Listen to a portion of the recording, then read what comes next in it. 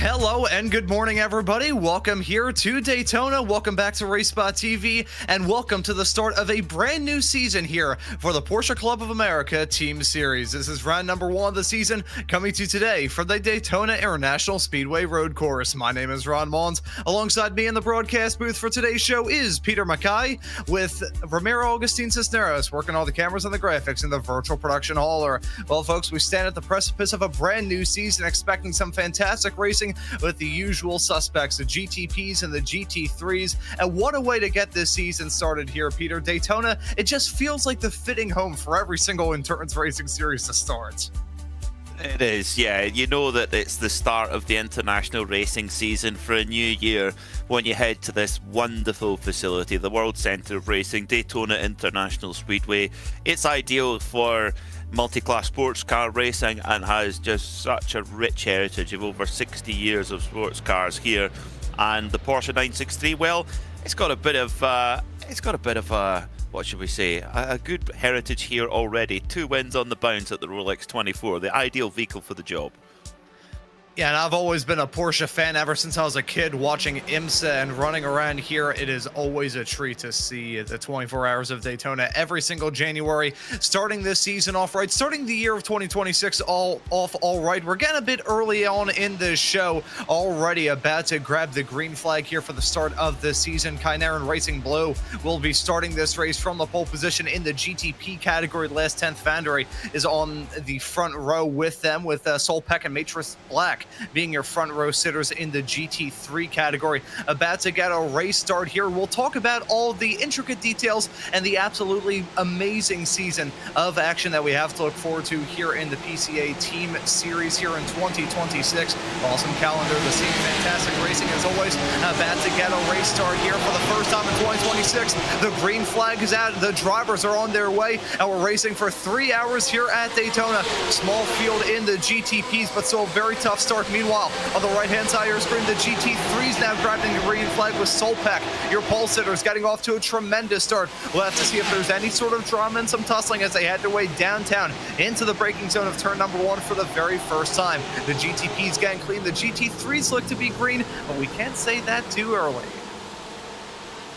They all get through nice and steady, thankfully, which is always good at that first bit at the beginning of the lap here at Daytona International Speedway. It can really pinch there very easily, and that is thankfully not what happened on this occasion. 3 hours of racing ahead, you've got to keep it nice and clean and tidy, and that's what they're doing as they come through, out back onto the super speedway section again, and up to, well, just before the Le Mans chicane, the GTPs, they'll reach 200 miles an hour before braking for the Le Mans chicane.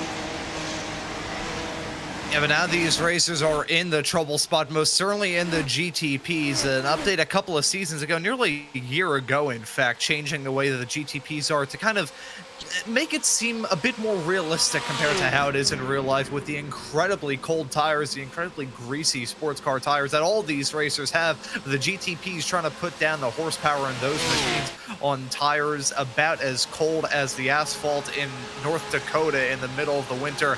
You can imagine it's going to be tough. So those GTPs having a rough start. That's a rough moment for Solpeck. They spin coming out of the Le Mans chicane. That is heartbreak already in the GT3s. That's not what you want to see at all early on in the race, but looks like they got away with that one without any damage, so they're still in the mix. The problem is, though, you lose the train, you lose the fast train at the start at the front of the field, because this is going to be a race about slipstream. It's going to be a race about fuel mileage as well, and if you lose that leading train, then, well, it's very difficult to win the race from there, and that's what we're seeing. Breaking away out at the front, it's Matrix Black now, who lead by half a second from Imperial Motorsports. Last 10th are in there as well in the 016 car, but a big train of GT3Rs. You do not want to lose the ticket to that train. That is your ticket to victory lane. As we take a look at the moment for David Mendonca clipping the curbs are absolutely brutal, heading through the Le Mans chicane, trying to disincentivize cutting the course ever since they got rid of the grass on the super stretch here at Daytona. He was not alone in drama, though, it must be said. Anthony James, behind the wheel of the Missile Motorsports Porsche in the GT3 category, also ran into some difficulties as well. Here he is in the 210, whacking over the curb. It was actually the third curb through that section, and bang, auguring straight into that safer barrier. May seem safer compared to a concrete barrier, and that's because it is, but it's still not soft and cuddly. Yeah, that's the Gone Rogue Racing number 210 car hard in the wall, and that's not good. They do have a fast repair though that the teams can use, which gets them basically a spare car, but they're probably even going to have to tow back to pit lane to use that. Justin Sang bouncing over the curbs at the Le Mans chicane, trying to carry as much speed as possible, then onto the high banks, and you cannot imagine just how steep this banking is. It really is tilted right over, and then up to, in the case of the GT3 car, yeah, you're going to get to about 175 miles an hour before hitting the brakes. Justin Sang right in behind, having to just breathe out the throttle there, coming down towards turn 1. And the driver, the number 88, behind the wheel of the Scuderia Chicken House car, which I gotta say is an absolutely amazing team name, showing some strong speed at the end of that flat-out blast heading downtown into turn number 1. We're gonna be talking about that a lot throughout this race, I'm sure, Peter. The heavy braking zone, the fantastic overtaking opportunity that it is, and a point where drama can take place. We'll certainly have our eyes focused on that all throughout this broadcast. In the meantime, though, we jump back to your GTP racers. They're starting to bring the aggression up as the tires have now built up temperature. This is Chris Costas, who are falling right now in the back marker Motorsports number 27 entry. Right behind him is your pole sitter in the GTP category, who hasn't gone off to the best of starts. It must be said, however, the battling is now going to be intense. You follow these two racers. Charlie Boyer is going to be playing double duty, I believe, here in this race event today, trying to get a move done below the double yellow line. That'd usually be frowned in the NASCAR world, but here on iRacing in the sports cars, it is perfectly clean and green, and he's going to get the spot. Interestingly there, the number 27 back marker racing crew not deciding to fight that too hard, and just going to filter in behind there now and try and get a little bit of fuel saving done. This is going to be a race about fuel. The Porsche 963 GTP car, they run to 100% of their fuel capacity, whereas the Porsche 911 GT3R, they run to 80% of their total fuel capacity. So we're going to see them coming into the pits, I'm going to guess around 45 minutes for probably for both categories. They're going to be on a fairly similar fuel window based on what is available to them. But actually, tell you what, Kinaran Racing, after making that move past, they're making a big jump here at the moment in GTP.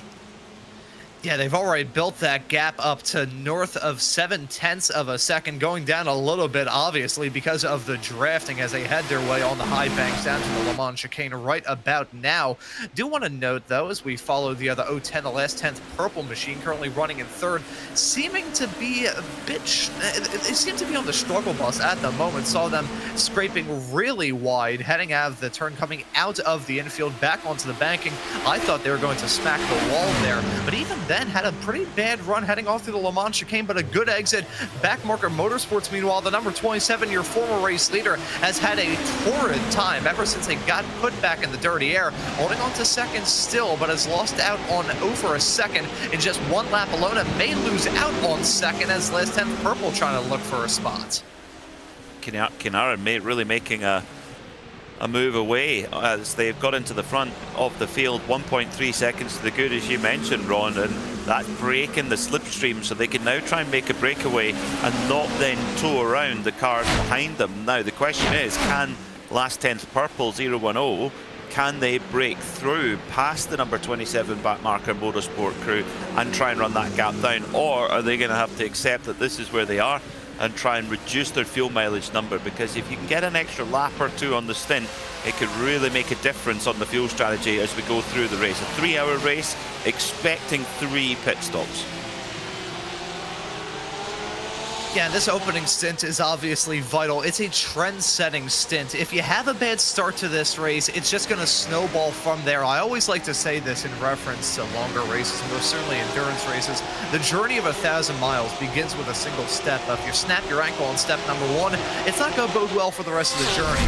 So these drivers and these teams looking to get off to the best start that they can, also hit the ground running here in this season. 5 rounds to talk about here in the 2026 PCA Team Racing Series season, but they run all the way through to mid-September. So in those small little breaks, doubly so considering the next round of the championship at Sebring won't be until March. You always got to keep that momentum rolling just from a mental side of things as well. Definitely, and they've put together a fantastic schedule of the PCA with all of the key endurance races in North America, basically mirroring the Michelin IMSA Endurance Cup in the real world. And we start here in Daytona, we move to Sebring for the iconic Mobil 1 12 Hours of Sebring, then to Watkins Glen for the Salem 6 Hours of the Glen.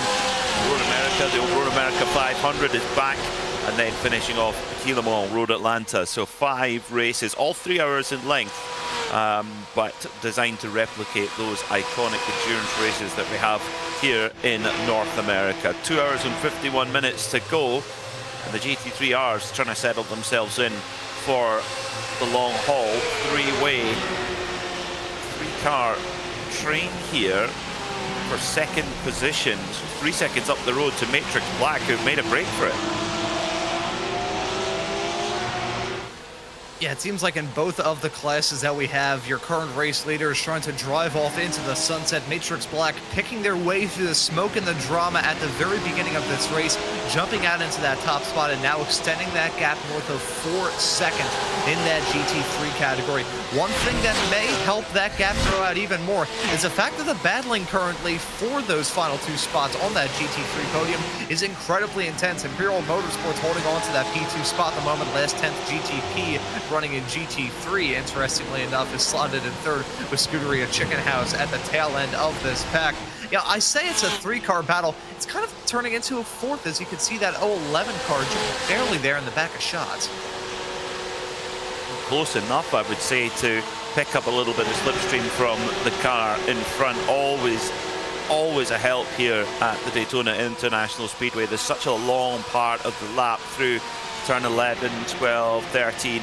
There's a huge long straightaway, so you can gain a lot of time by getting the car in front to break through the air for you, and then you slid in behind, less air resistance on your car, and therefore the car, you'll increase speed, but also if you get really close, you can actually start to breathe out the throttle ever so slightly, use less fuel, but can actually still maintain the same ultimate speed. So that is where you can find yourself saving yourself maybe even a lap of fuel, possibly more in some cases. And right now, that's exactly what the last 10th team are doing. They're right in there trying actually not to overtake, and just as I say that, they go for an overtake, of course. Or do they? No, they've decided to back out of it, trying to maintain position. And Scuderia Chicken House, they're actually in a good spot too, although they're 3rd in this little bunch.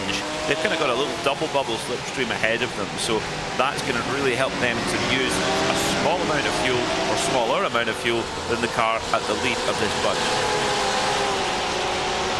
Yeah, the draft always vital here at Daytona. In fact, looking at the season calendar that we've got, I feel like the draft is vital in essentially all of the races. Of course, Daytona here running so much of the lap on the high banks of the 2.5-mile storied oval that we have here at Daytona. Sebring next time out, maybe got to be a bit lighter on the drafting. I think when you think of Sebring, you don't really think of the draft, you more so think of the bumps. Watkins Glen, maybe slightly less so, but then Road America, that's a very fast racetrack, and Road Atlanta to bring the season to a close all the way on September 20th. That'll be a pretty darn good way. And of course, you think about Road Atlanta, you think about that back straightaway, which was so long many moons ago when the Whittington brothers owned the track. They used to land planes on the back straightaway. I can't say why they land the planes on the air, but they did land planes on the back straightaway at Road Atlanta. It really shows you how good of a spot that is to get moved on. Yeah, rumor has it they were in the logistics industry. Shall we say? Foreign logistics. Yes. They had some success here. at Daytona as well, and IMSA in general. But yeah, Road Atlanta, what a great place to finish the season up. We had a dramatic finish to the IMSA WeatherTech Championship this year at Motul Petit Le Mans. Here comes a move for 5th position, Max Schnell 1, trying to go through, and indeed they do. Cat 5 Racing GTP deciding to let that one go. Sometimes you got to play the long game with 2 hours and 47 minutes on the clock. It's not about being out of trouble early on. Meanwhile, back at the front, backmarker motorsport, very much not a backmarker, more front runner motorsport in GTP, right back in the mix with the leaders, and now they're going to start to come through to the big train of GT3Rs. We don't have too many cars in the GTP class, but a lot of cars in GT3. So that's going to mean it's probably going to cause more of an issue for the prototypes, actually, because there's only a few of them. They've got a big train to get through, and for the GTs, they'll know that once a few prototypes are by, they can then relax for a little bit. So they're now getting into that first bit of traffic, and Charlie Boyer will be trying to find his way through. And actually, the GTP leaders have caught the back of the GT3 train at the perfect time, so they can open up that power advantage. It's nearly 700 horsepower in these GTP machines, usually about 600 horsepower from the internal combustion engine and about 70 horsepower from the electric motor, but all driven through the rear wheels. Now it gets a little bit more tricky, right in the middle of the traffic jam, and has to tuck in and it's follow the leader through the Le Mans chicane. Yeah, and finding the right spot to get a move done here is vital, even though it has had many safety alterations made to it over the years, ever since it opened back in the late 50s. The Daytona International Speedway, and most definitely the road course, is still at the core of it an old-school racing venue. You don't have massive swaths of asphalt runoff area on that inside section in the infield. It's just grass and then a barrier. So if you're a GTP racer trying to get a move done, it can be very, very... it can be disastrous if you just make one small little mistake, go for a move where you maybe shouldn't, and worrying about the red mist descending here. We see it a lot in real life, most certainly see it in the sim. Drivers being stuck in lap traffic for so long. Eventually something in their mind just snaps, and then they're going to go for an outrageous move that just wasn't really going to work. So going back to the mental side of things, trying to stay with it throughout these races, gotta think of that as well when it comes to those GTPs, trying to side through what feels like an endless line of GT3 traffic. It's one continuous line, more or less, all the way through from our second place car, Imperial Motorsports, all the way through to near enough 18th, no, make that 19th place. Then there's a little bit of a gap back, so there's a huge train formed in the GT3Rs, everybody with the same machinery there, with that 992.1 generation GT3R. The 992.2 going to debut at Daytona for the first time. Looking forward to seeing that.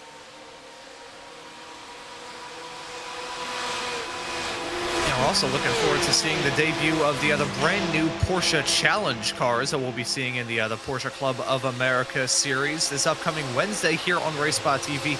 Wednesday and Thursdays pretty much every single week from now all the way through to April, I believe. Hopefully I'll be back on those broadcasts. I had the privilege of being on them this past season on the Thursday shows for the Club and Challenge classes with our esteemed RaceSpotTV colleague, Mr. Joe Peak, and looking forward to seeing another season of action with a brand new car, a brand new challenge for Series 15 of the Porsche Club of America Sim Racing Series. I think we just saw a swaparoo in GTP involving Max Schnell in the 141 and the Lovebirds duo in the 012 entry, and that was a swaparoo for P4 at the moment in GTP. GTP a little kind of broken into, I would say, two packs at the moment. You got the top three and then the bottom three in GTP, and I think there will probably be a convergence on them. We'll touch on this in a little bit, but everybody running a different selection of racers from all different classes, of course. Many of these races that you see out there on the circuit also race in the Porsche Club of America's Sim Racing Series on Wednesdays and Thursdays here on RaceSpot, and many of them running in different classes. Take the current P6 runner in GTP, for instance, Cat 5 Racing. At the moment, the driver behind the wheel of that car, I believe, is Ben Whitehurst, who's actually actually a challenge class racer, but you can see the blue number. That means there's a pro class racer in that team, and that pro class racer is Ryan LeMay. So a pretty interesting setup for many of these teams. Some of them opting to put in their less experienced and newer racers at the start of this race. We see that sometimes as well in the IMSA WeatherTech Championship, where teams will get the minimum drive time out of the way for the less experienced driver and then try and maximize the time for their quick driver towards the end, and actually to have them in for the end of the race. So if it does come down to a final shootout in the last few laps of the race, they've got their very best driver in there. It's all about the strategy that they'll have decided upon before the race. But the 011 car there, last 10th racing, right in the mix of that lead fight right now. Or the fight, I should say, the fight for second place, because quite remarkably, Matrix Black, number 55, Shea McNeely, has pulled away to 6.7 seconds of an advantage in a total class of his own at the moment, leaving the train behind. The only thing might be they've been potentially burning a little bit more fuel than those from third down the way, because they're getting quite a lot of slipstream. Now, I think I'd rather be 7 seconds up the road, Ron, even if I were using a little bit more fuel. But we've got to keep a watch on that when we keep an eye on the strategy and how many laps drivers are getting on a stint. Yeah, I'll be honest, I would rather have the 7-second gap to the nearest driver behind me too. So I think of all the problems to have, Matrix Black having a pretty good problem to deal with at the moment, nearly 7.5 seconds clear of your P2 runners in GT3. And there's no sort of worries about a lower class driver maybe getting into that car, because that is an all-pro lineup for that Matrix Black entry. Shea McNeely, as you just said, currently behind the wheel of that effort. Matt Siddle going to get behind the wheel a little bit later on. So that's a powerhouse team. Many powerhouse teams throughout this field, and names that I recognize from my own experience covering PCA action.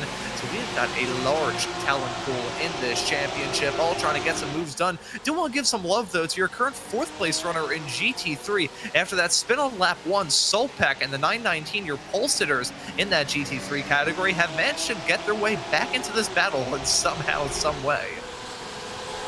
Not quite sure how they've managed that, to be honest. Yeah, that's really impressive from David Mendoca.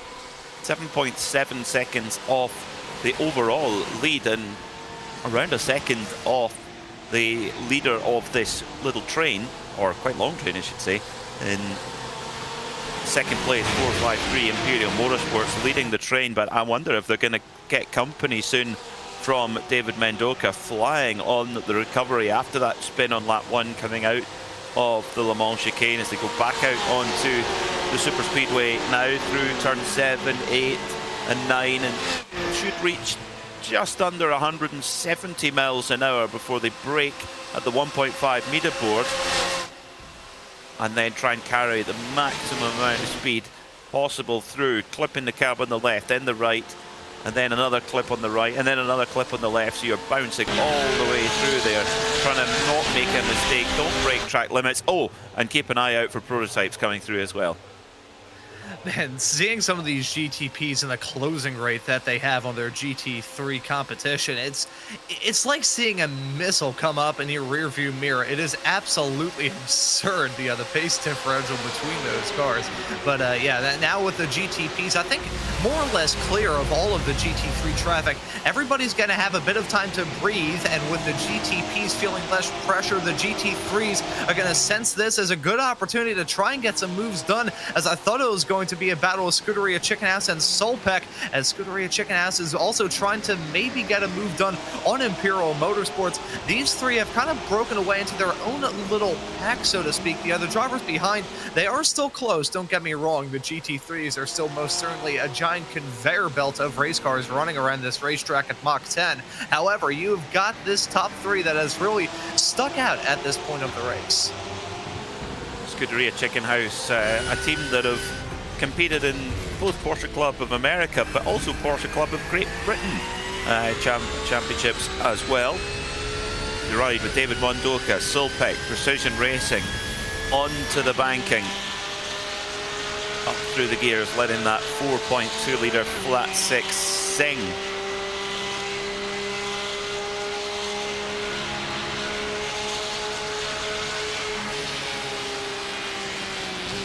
Oh, big lift off there for David Mendoka. He's very comfortable to be in that position if he wanted to be, but I think he's got the pace to continue moving forward. Let's see if he tries to set something up on the Scuderia Chicken House machine of Justin Tsang. He may well be interrupted by the last few Porsche 963 GTP machines coming through. And as we heard that lift from the Soltec car, I wonder whether they're trying to use this time as a bit of an opportunity to catch up on some of the fuel saving they maybe want to do earlier on. Just got Moo put on the Scuderia Chicken House car, so right as I say that, a Swaparoo goes on for the final podium spot in GT3. But after that spin on lap 1, I'm sure they had to push that car a little bit more than they were probably expecting to after starting this race from the pole. Maybe they're already thinking about this strategy, Peter. We mentioned this earlier on in this broadcast, and you hit the nail right on the head earlier, talking about the fuel saving and what sort of strategies these racers may try and do. I think everybody's trying to do a little bit of fuel saving, including Matrix Black, because that gap has now gone down to 6.3 seconds. It was nearly 7.5 not too long ago. I think they'll all be wanting to try and minimize their fuel usage wherever possible, but you're right, it was the priority for David Mendoka to get back up to the sharp end of the field. I think going into the Le Mans chicane, just a little bit of a breathe out the throttle early, good to save fuel, but also to get a good run out of the chicane and set that run up. And it was very clever actually from Justin Tsang to not make that difficult for Solpec to come through and try and not lose any additional time. He probably knew that David Mendoka was a bit faster, so just thought, you go through and I'll try and tuck in behind you and minimise my time loss, knowing that he's probably going to make the move anyway. It's a long race and it's about running to your best programme, and sometimes your best programme can be good enough. Let the others make the mistakes, and that's what he's choosing to do. And again, David Mendoka still moving forward now. He's going to try and move on Chris Pies for Imperial Motorsports. They're side by side as they come through the tri-oval at 175 miles an hour, ready to hit the brakes to go from top gear all the way down to second gear, clattering down the gearbox. And Solpec go through into second position. Mendoka on a charge now. Can he run down that 6.5 second gap to Matrix Black? And this is the real question. I think Matrix Black is, I'm not sure if they're starting to struggle because they maybe overcooked the tires somewhat, or maybe they're going into more of a fuel saving and a conservation mode. But either way you slice it, that gap has been cut down to size quite a lot. And now with your pole-sitting team back up at the front, will they be able to break away? Certainly looking like they will, as they're starting to build the gap. In the meantime, though, looking at pit stops already, that's a Dre GT entry, the 908. Rich Minkler behind the wheel of that effort, down in pit lane at the current moment. Looks like there's maybe a bit of damage on that car, although maybe it was just my camera perspective being a little bit screwy, an optical illusion, if you would. We'll raise this because we were mentioning this a bit earlier on. One fast repair allotted to all of these teams, one fast repair and one fast repair alone. Now that's the same that these teams and drivers usually have in the Porsche Club of America Wednesday and Thursday midweek series, but the difference is those races are 1 hour long. This is triple the length, and they don't have triple the fast repairs. So that extra sense of worry always creeps into your head when there's a little bit of damage. Yeah, that's hopefully they didn't have to use that fast repair, but yeah, an out of sequence pit stop earlier than they would have wanted to come in. But Dre GT ready for the next episode. I get that reference, I do. I get that reference indeed. Do want to raise, talking about Charlie Boyer as we follow him on screen right now. I mentioned how he was going to be pulling double duty, and I do mean that. The Chiron Racing team is going to be utilizing his services twice today. Opening stint here in this effort, the 093 that's currently holding on to the race lead, and then I believe he's going to be in the car potentially a little bit later on, although I will have to double check whether that effort, David David Boyer. I believe it was meant to be his teammates in the 039. I'll have to see whether or not that car is actually in the race or not, as we see Rich Minkler a spin coming out of the pits, and he's got to back it into the fence. That's heading off through the second of the two horseshoes on the infield, and that's going to cost him. Yeah, unfortunately it will. It's frustrating for the Dre GT team, but they're still in the game, still in the race. Could have been worse. Meanwhile, Kinaran Racing, a little bit deep on the brakes there, going into the Western Horseshoe, but they lead by 4.7 seconds, so they seem to be in a little bit better through traffic than the rest of the GTP field. They've pulled away from Backmarker Motorsports, who in turn have also got a bit of a gap back, about another 5 or 6 seconds back to last 10th purple. So that tour through the GT3R traffic really split the field up a little bit in GTP.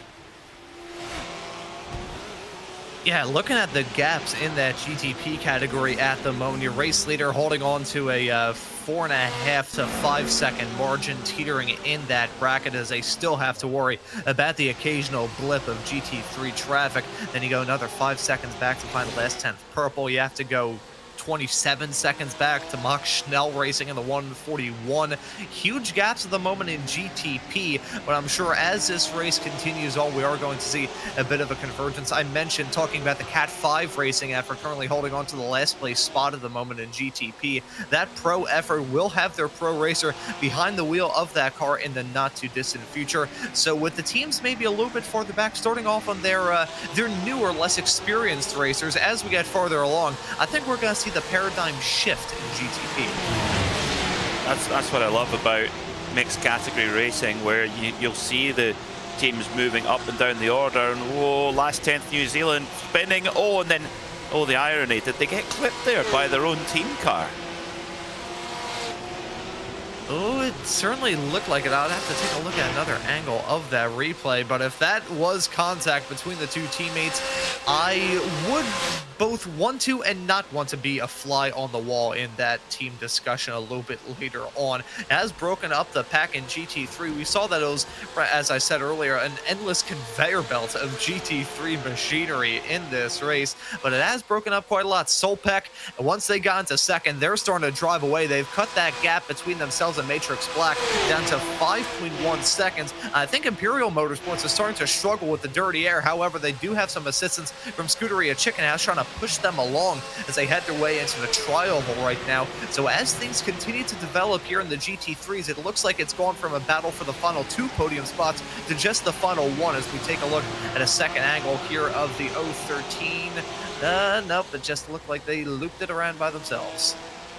But then here come the other cars, just about to come through in just a second. Do they get away with it? Oh no, they don't. They don't. Oh. Did that give damage to both cars? Sorry to budge in there, Peter. I was just looking at that bumper shifting around, because I know at least an open wheel, which is not the best comparison in the world, you can rip a wheel off just by hitting debris. So I wonder if there's maybe damage on both, obviously the car that we saw spin around the 013, but maybe the 014 and the 012 could have some damage too. Certainly the 14 was the one that clipped, and I think the 12 was the one that hit the bumper. If that was all 3 of those cars in that same team stable getting not necessarily taken out, but getting some potentially race-altering damage, that would be about as disastrous of an event that I've seen in my entire time covering racing at Daytona.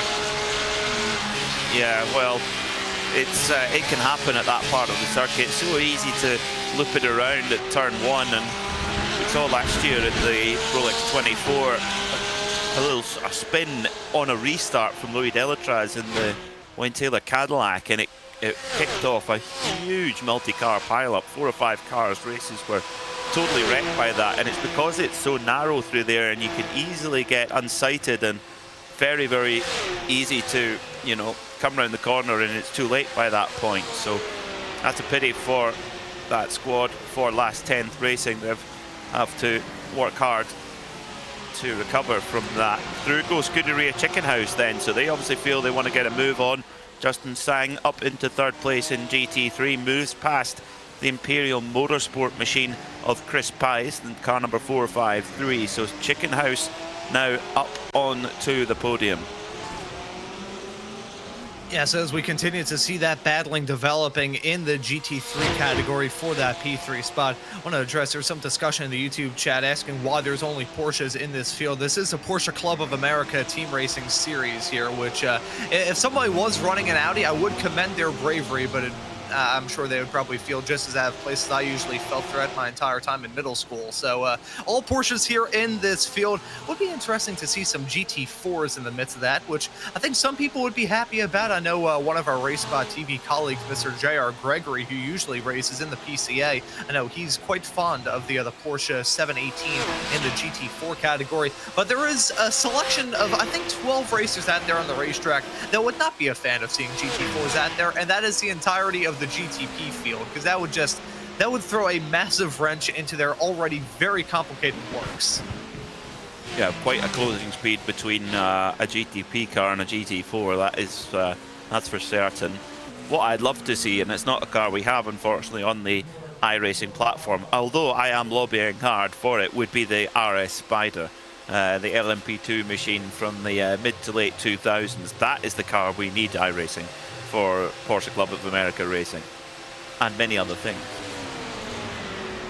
And you know, that was the car that I think just barely predated my time getting into sports car racing. I'm a bit of a young buck, so I got into it right in the midst of the DPI era, back when when Chip Ganassi was racing, before they got into the Ford GTs, when they still had the wedge-looking Daytona prototypes before they got off into the more traditional, so to speak, prototype machines that we have to this day. But I still remember seeing some old footage of that, and seeing the racing that used to go on in the old IMSA days was, even before it was called IMSA, back when it was still the American Le Mans series, absolutely awesome stuff. I remember one time, in fact, I tuned into, it was a one-off event, I think it was in 2002, when the American Le Mans series raced around RFK Stadium down there in Washington, D.C.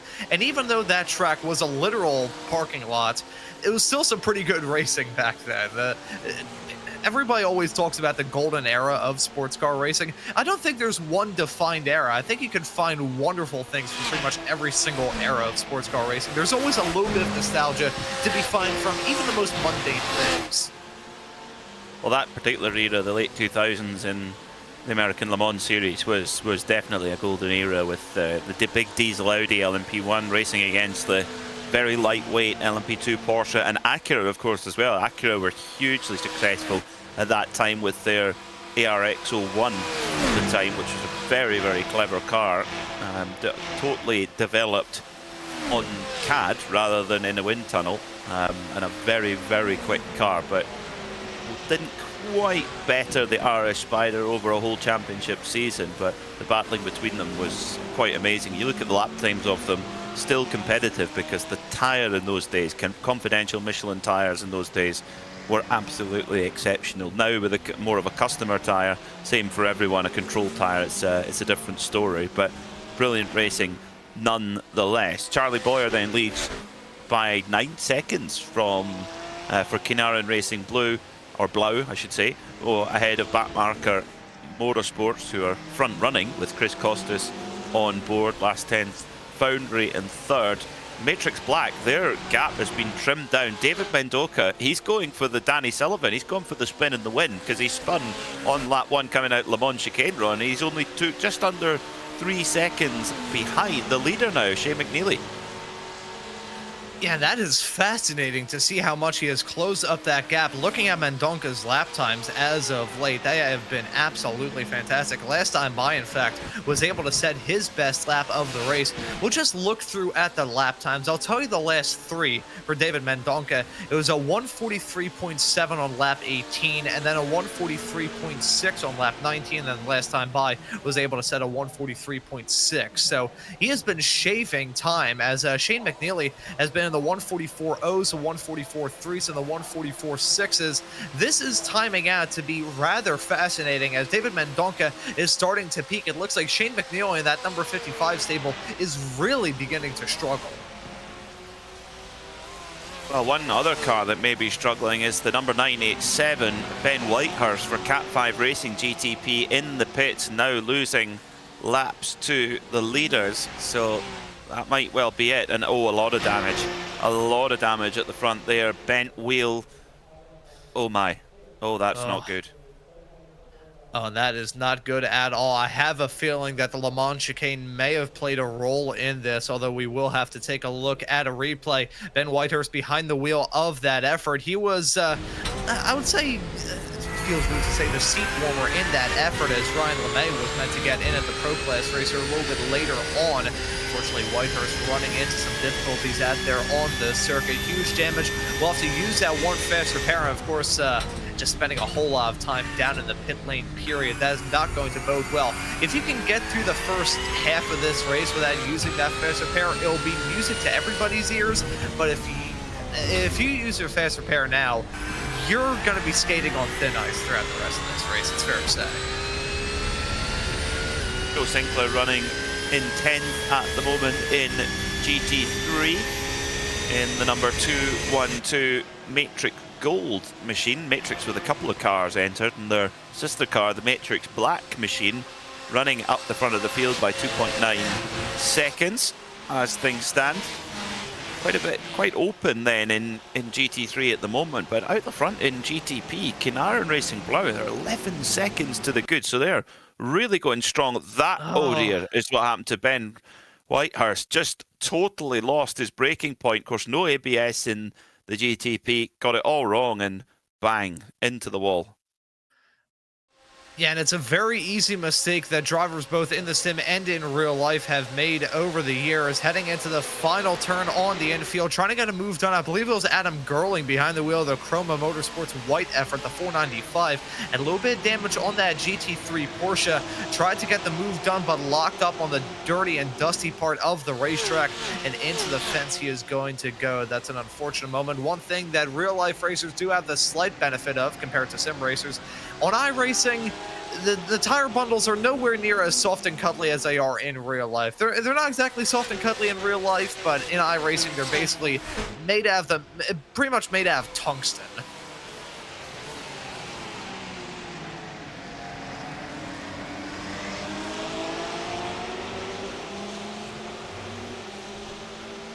So keeping our eyes focused on all the battling, avoiding the tungsten tire bundles, I think is probably the top of the agenda of everybody now after that moment from Ben Whitehurst. Unfortunate moment. Those prototype brakes are always so finicky, especially with the other brand new hybrid units. You can see trouble like that in real life with some of the best prototype and sports car racers in the world running into difficulties trying to master the brakes in those Porsche prototype cars, and just all the GTPs, period. The GT3s have their own unique bit of challenges. This is the one GT3 car that I actually own and drive. Pretty much every other GT3 machine that I've owned in my iRacing career has been clicked over to legacy content.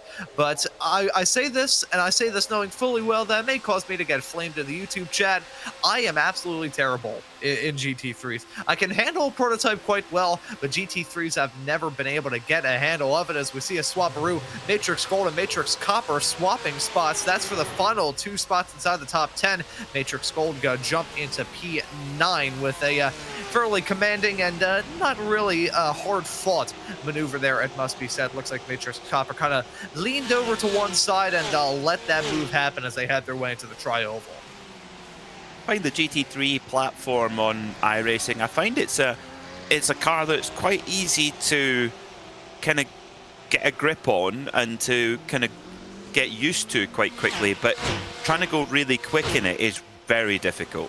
That's how I was finding those little details. It's relatively easy to jump in and do laps in, but I find it's, extracting a good lap time from it is the tricky part, and that's where the top drivers really come into their own. Into the pit then comes Charlie Boyer after 42 minutes.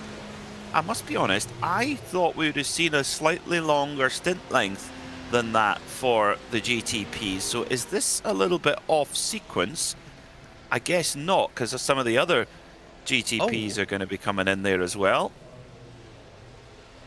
And a driver swap as well. David Boyer now getting behind the wheel of that effort. I was under the impression that Andy Jenks would be in it, but no, David Boyer, who was originally marked off as entering this race in the number 39 car for Kynarin, is actually behind the wheel of that effort. So that's going to give the race lead overall and in GTP to Backmarker Motorsports.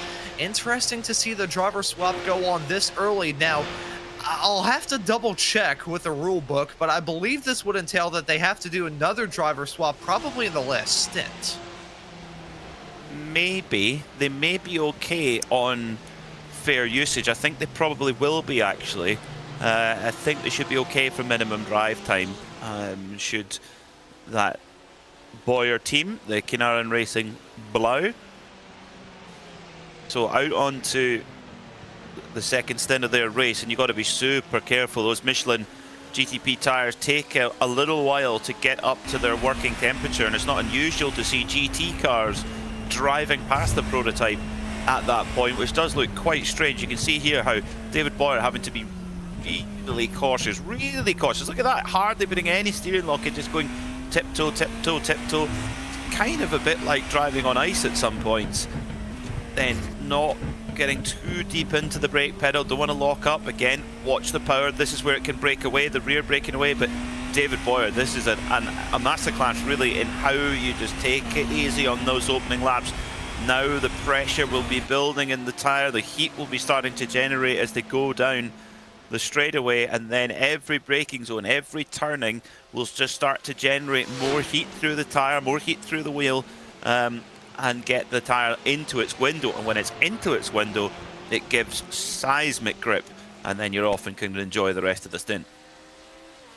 Yeah, as long as you can get past that danger zone, you're going to be running comfortable. Pretty much everybody coming down pit lane, including your race leaders in GT3, Matrix Black and Shane McNeely behind the wheel of that effort. He's come into the pits along with David Mendonca, who's chasing him down into second. Imperial Motorsports has stayed at Backmarker Motorsports, and GTP, meanwhile, has come down pit lane as well. That'll give the presumptive race lead in GTP back to the Kynarin Racing number 93 effort as we follow some of these racers down in the pit stall. That's the number 55, the Matrix Black effort, who started this race up towards the front on the front row, right by the car that's right in front of them. The Solpec Precision Racing number 919 started this race backwards with a spin heading out of the Le Mans chicane, and now it's down to the pit crews. No driver swaps there. That's got to be McNeely off the bricks immediately. He's going to be out in front, Solpec right in tow. Now it seems like a huge gap, but it is still a heck of a lot closer than it once was. So the car we need to watch out for is car number 453, Imperial Motorsports. Chris Pies has gone a lap longer than the rest of the field in GT3. So that means it's going to give them a couple of minutes on an extra lap. So, well, that, you know, if you do that every time, we've got 3 pit stops, that then can mean that you've got 3 laps in hand, theoretically, which means at the last stop you've got 3 laps less of fuel, theoretically, that you need to put in, and you gain some time back. Now, how much of an advantage is that truly going to mean? We'll only know when they come out of the pits for the final time. And, of course, that's if everything's equal. But if you can run a front-running pace, which they were in the podium positions, and do it with less fuel use, then you can really get yourself into a better spot. And when it comes to endurance racing, you don't need to get 100% out of it all the time. It's just a matter of getting what you can, doing what you can throughout a race. And if you can do that, you're going to be golden. Here we can see the husband and wife do it. It's Ken and Lisa Eskridge behind the wheel of the Lovebirds car. How cute. They're currently running in 4th at the moment in the 012 effort in GTP. It's Lisa Eskridge now behind the wheel of that machine. We'll have to see what they can do throughout the rest of this race. That duo really holding on to that P4 spot. However, they will potentially drop down behind Max Schnell, who have already come down pit lane themselves. May see a swapperoo here soon. Meantime, GT3 has seen another pit stop. Imperial Motorsports out and away. You see them buzzing across your camera shot there from left to right. They're going to be exiting out, I believe, in either third or fourth. In GT3 held on to that race lead once everybody else came down pit lane, and now it'll seem to be a fight between themselves and Scuderia Chicken House. There's the Chicken House team heading their way out of turn number 1. Will they be squawking up the right tree? They're going to close up that gap, and maybe even more so at the end of this lap, but it's still a battle for the podium spot that Imperial Motorsports holds on to. So on to the second stint they go then for this opening round of the season for the 2026 Team Racing Series with the PCA, the Porsche Club of America. And Matrix Black come out as just under a second ahead of Solpec Racing. Imperial Motorsports 8 seconds further back, but potentially with a very, very slight fuel advantage, which they could use over the course of the race. So we're getting close to 1/3 race distance already.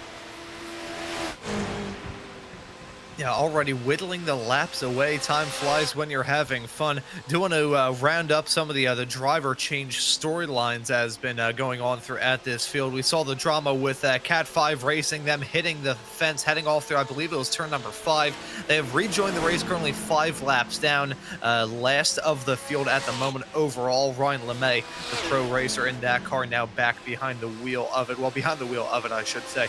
Johan Nye has gone behind the wheel of the Max Schnell, number 141 car, so he's starting to try and settle into a groove, taking that seat from David Douglas, who was in it not too long ago. The Lovebirds, of course, as we covered, have done a driver swap between Ken and Lisa Eskridge. Last lap, Foundry has also actually, they have not done a driver swap. Will Wolf still behind the wheel of that. So interesting to see some switch strategies in terms of the driver swaps, which I always love keeping tabs on. Not only is it so cool to see one driver hop in from another, of course, different than it is in real life, obviously, when they have to swap seats and all that stuff. But it's still its own unique blend of coolness, and it's always a interesting note to talk about when it comes to the strategic options for these teams of drivers.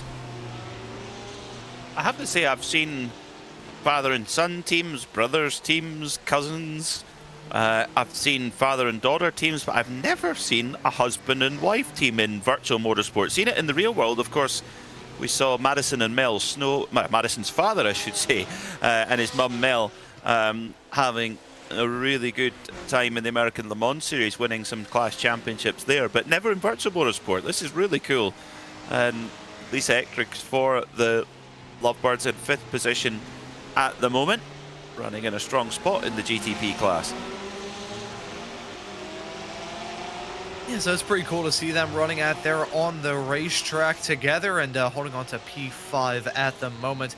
Must say, as we've been focused on the driver swaps, the battling in GT3 is really starting to heat up. Matrix Black and Solpec now covered by less than a half a second for that top running spot in the GT3 category. Solpec, who, as we have discussed plenty thus far in the show, had a spin on lap 1 after starting up at the front. That Solpec team is always really fast, indomitable, frankly. I've got the opportunity to cover them in GT3 machinery, GT4 machinery, Radical SR10 machinery. They always have a fast stable of racers, and David Mendonca, who's still behind the wheel of that. After that drama to start the race off, he has really settled into a groove.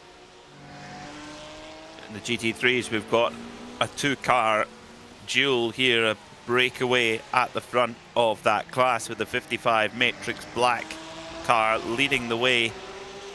That's Shane McNeely with David Mendonca right in behind him. I love the livery on the Matrix Black car with the black and gold, the gold wheels, harking back to the old JPS colours. Love how it says Matrix Black Special on there as well.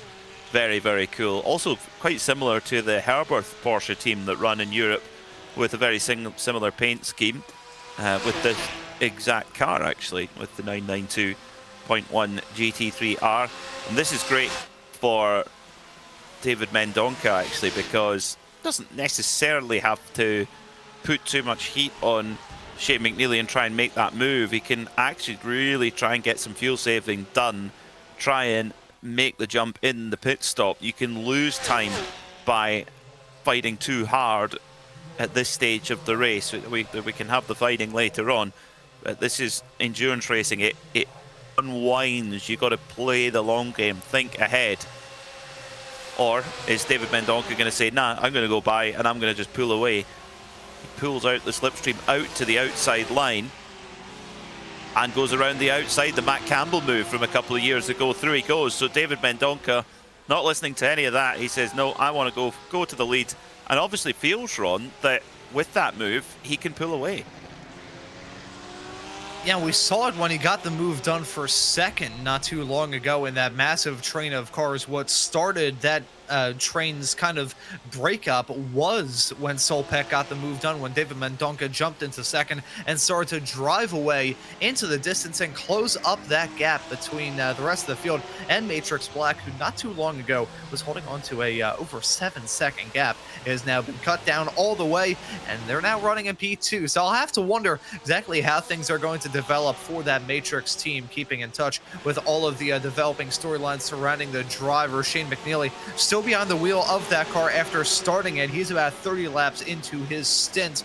May see a driver swap on the next go around, but we'll just have to find out. For now, though, I think it's a game of cat and mouse. I think what we're seeing right now is these drivers and these teams just running different strategies. I think could be a factor in it as well. So the path to get to this point for your two front row sitters and two top runners in GT3 is just so wildly different that I would be amazed if they're running the exact same play call. Let's find out. I mean, the strategy-wise, it's kind of neatly chopped up into 4 quarters of 45 minutes.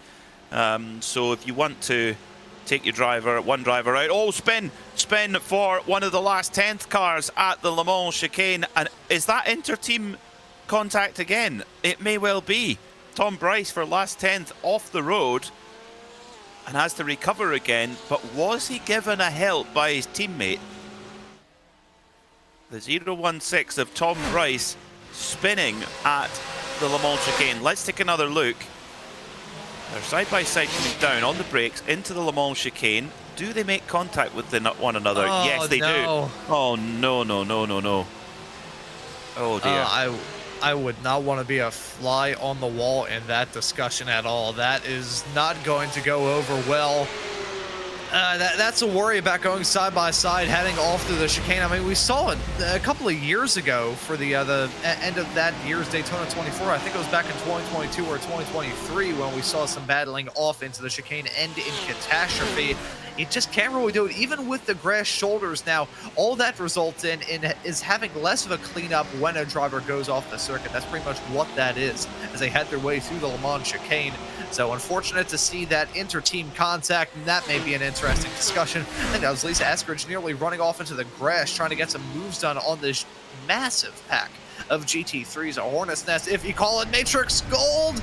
Oh, they're going to be running wide off through the turn. That's actually Matrix Copper. My apologies. They run wide, heading off through the second horseshoe, and they're going to drop down outside the top 10, maybe even down to 13th, as R-Speed Black is going to be right on top of them.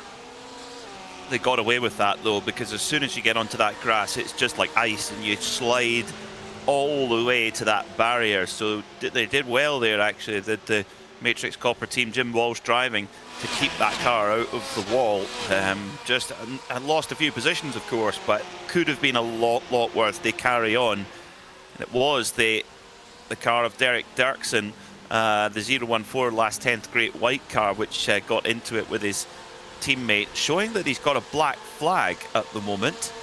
Has a penalty. I'm not exactly sure what for. But he has a black flag nonetheless, says Derek Dirksen.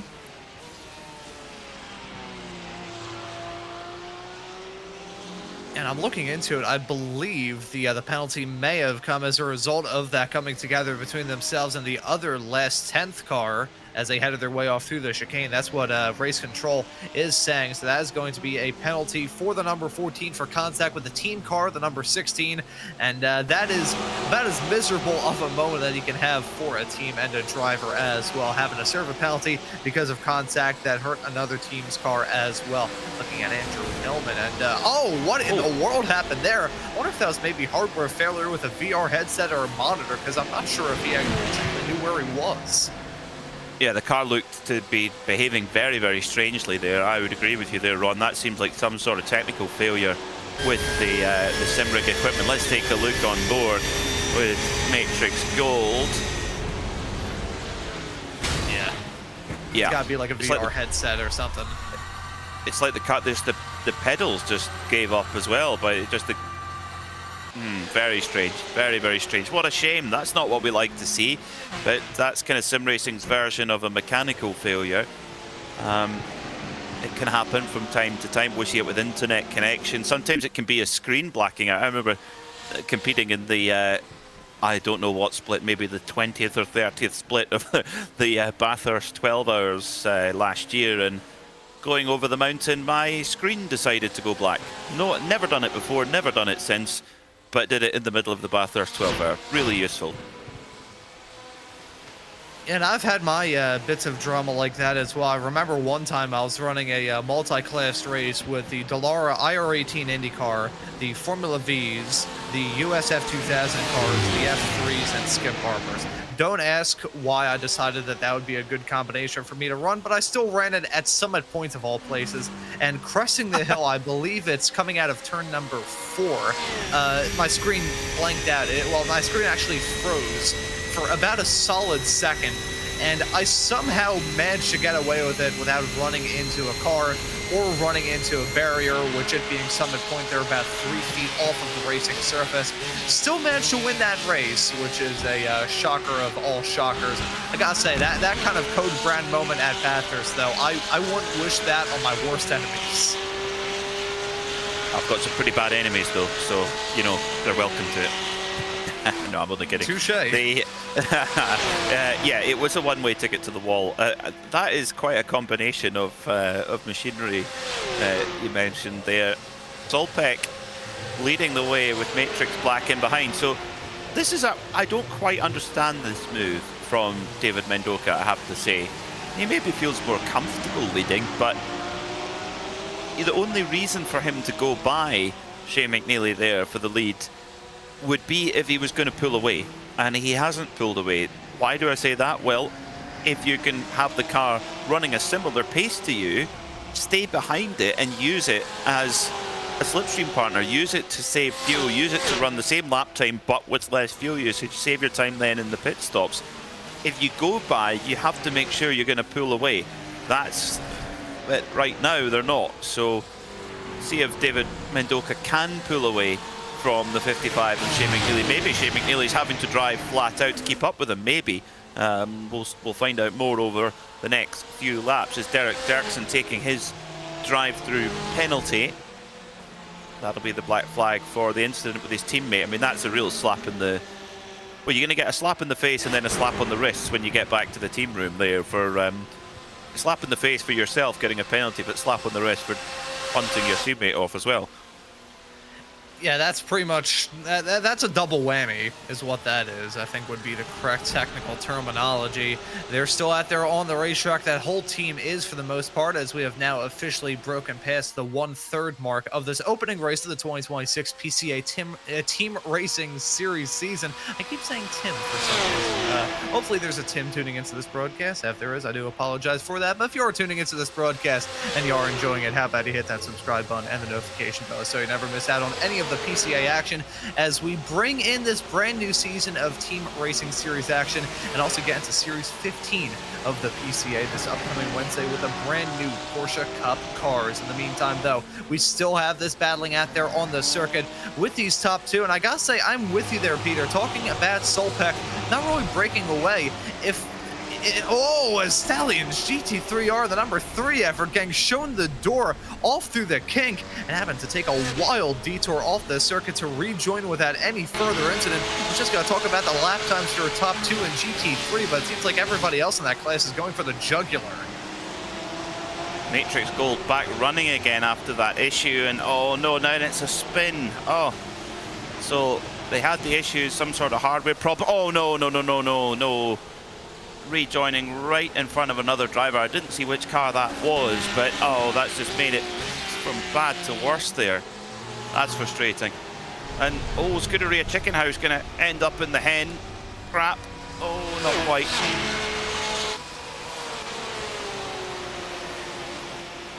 I think everybody in that GT3 category now running into some trouble, as there's the moment for Matrix Gold spinning off the track through turn number 1. It can be a little bit frustrating trying to stay stopped there on the racetrack for oh so long, but clobbering into the side, then that right there is the 05 effort there. I'm looking through, I believe that is that's the Gone Broke Racing effort. Peter Coomer currently behind the wheel of that. They have just come into the pits in live time, and I think I'm gonna look through to see whether or not they took a faster pair and all that. No driver swap, but I believe they did take the faster pair to fix the damage, which was rather substantial on that 05 machine. As that's been going on in GT3, though, GTP starting a battle. This is a battle for second between Backmarker Motorsports and Last 10th Purple. Last 10th Purple trying to sweep around the outside through turn number 1. Will he be able to get the move done? Will this be a failed attempt? Nope. That's going to be a swaparoo. Last 10th Purple, the 010 effort right now. That is Will Wolf behind the wheel of that effort, having a fight for his life as Mike Saxon, the number 27 Backmarker Motorsports effort, trying to keep it on the racetrack with a huge sideways snap out of the turn. They'll continue to fan out side by side. After the kick, and they touch. Contact made. Terminal velocity, and they wipe themselves both out. Oh, no. Oh, a lot of contact going on, and Mike Sachs gets turned around for Backmarker Motorsports now. He's going to have to be careful here and not get a big penalty for cutting too much of the track. May have to serve a slowdown penalty there as he rejoins. Oh dear, but I think what might be more of a problem, could have damage that he'll have to come in and repair. What a pity. In fact, yes, he's got a, well, Backmarker Motorsport got a black flag there. So will need to come down pit road. So has been given an incident responsibility, you would think, for that. Same deal as the last 10th IDD car.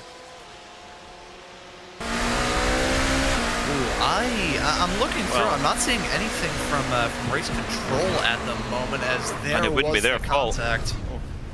Yeah, I think that may be a black flag for incident points. Not seeing any call out from race control. Last 10th Purple, very lucky that there weren't any more cars involved in that. Otherwise, there may have been a round of bowling heading off into the second horseshoe.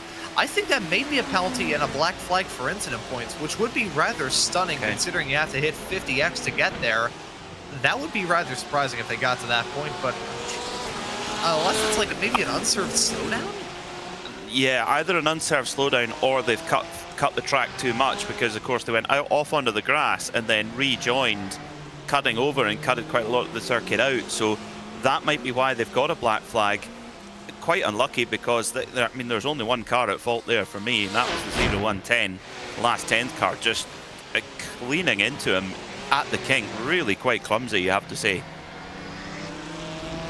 Yeah, we talked about it a bit earlier on, didn't we, Peter, about the red mist and how easily it can descend if the battle starts to get a bit physical. They hadn't been battling for too long, but it got ugly really quick. So you see Backmarker Motorsports trying to get some moves done on GT3 traffic. Looks like they've gone away with it without major damage, but they still have that black flag. And I hadn't even thought about the corner cutting penalty, because sometimes iRacing is like, nope, we're not even going to give you a slowdown. We don't want you to be stopped out there on the racetrack. We're just going to give you a black flag. Very well might have been it. And I think both of them are probably going to get penalties, because I'm with you there. Trying to go for a move off through the kink on same class traffic with how bad of an exit, frankly, both of them had, there was only one way that was going to end, and it was going to be like that. Agree, yeah. So it's been a pretty fractious day for last 10s, both in GTP and in GTD. They're yeah, making a bit of a name for themselves early on in this 2026 season. 4 more rounds on the calendar at Sebring. Watkins Glen, Road America and Road Atlanta. Into the pits then comes Mike Sachs to serve his penalty. So what that means is, I mean, it really does open up the race for Kinaran Racing Blau, because they already had a good advantage. Now they've just got to keep themselves out of trouble. When they're in traffic, they don't need to take the risk. They've just got to try and get through these next hour and 53 minutes cleanly, and they'll have a victory on their hands. They've got a big gap back to the rest of the field. Yeah, with a massive margin, one that will likely grow, they could very well find themselves in a position where they're leading by a full lap in GTP, and to do that just a tick over an hour into the opening round of the season, that is a huge statement if ever it has been seen. Looking at some swapperoo, maybe gonna go on here in GT3. That's another one of those last 10th car. That's the 014, currently holding on to a okay spot there in that category. Ran into some trouble a bit earlier on and just trying to scrap and claw for any single spot that they can. This time Greg Stritzloff, we follow right now the R-Speed Black effort, now slotted in P11. You can see that marked off with that club class competition. The other color there, the orange on the number and the graphics there. Greg Stritzloff behind the wheel of that effort. I'm going to look through to see who's going to get in that car a little bit later on. Stand by as I look for that information. But a driver who I have covered in PCA action as well. Pretty firm but quick racer, and really could say that about a decent chunk of this field. Yeah, we've certainly seen some firm racing, haven't we, over the course of the race so far, with an hour and 8 minutes, complete hour and 52 minutes to go. Now, at the front of GT3, it was very close between the leading pair of Solpec Racing and Matrix Black. Matrix Black had been leading, and we wondered when David Mendoca went by, was that worth it to go by? Was it worth it to have to burn more fuel to try and pull away? Well, it's starting to pay off, because Mendoca is now pulling away. So he felt like he could pull away, and now that is what's happening eventually. 2.3 seconds to the good, which means he's not giving a slipstream to Shea McNeely behind him. You usually need to be within a second for that to work. So Mendoca now starting to pull away.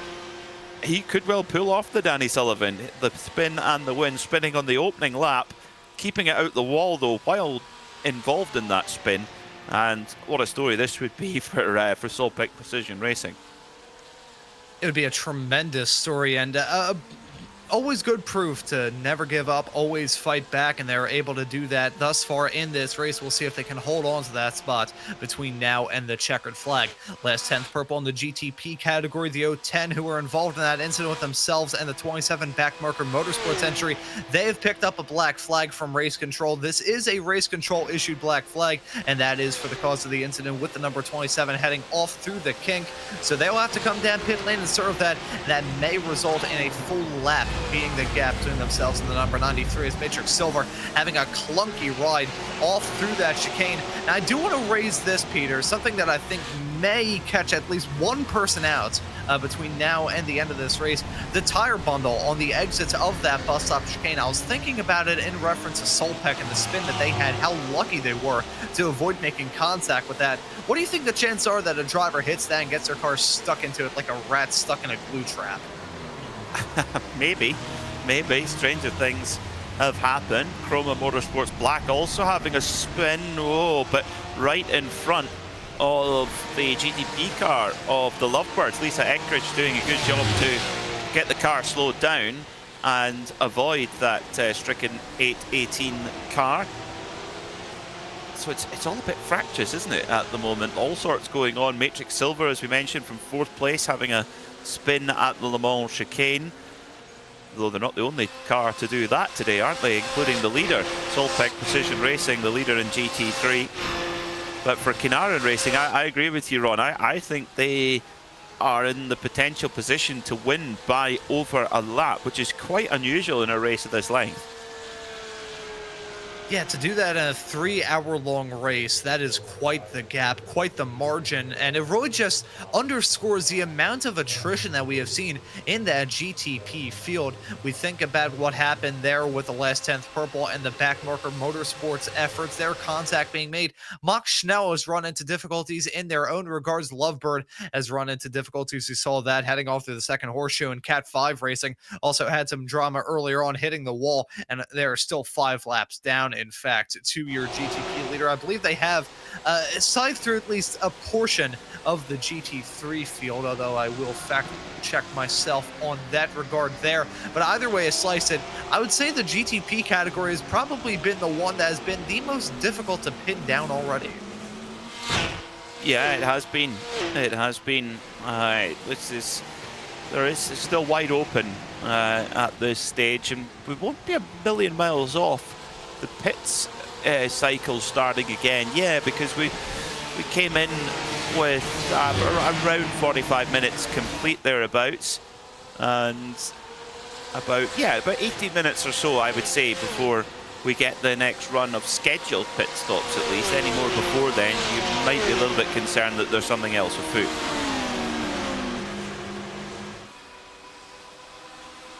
So with all the chaos that has gone down, it's caused some of the battling to break up. GT3, we have seen a gap grow between Solpec and Matrix Black. That's 2.7 seconds being the gap.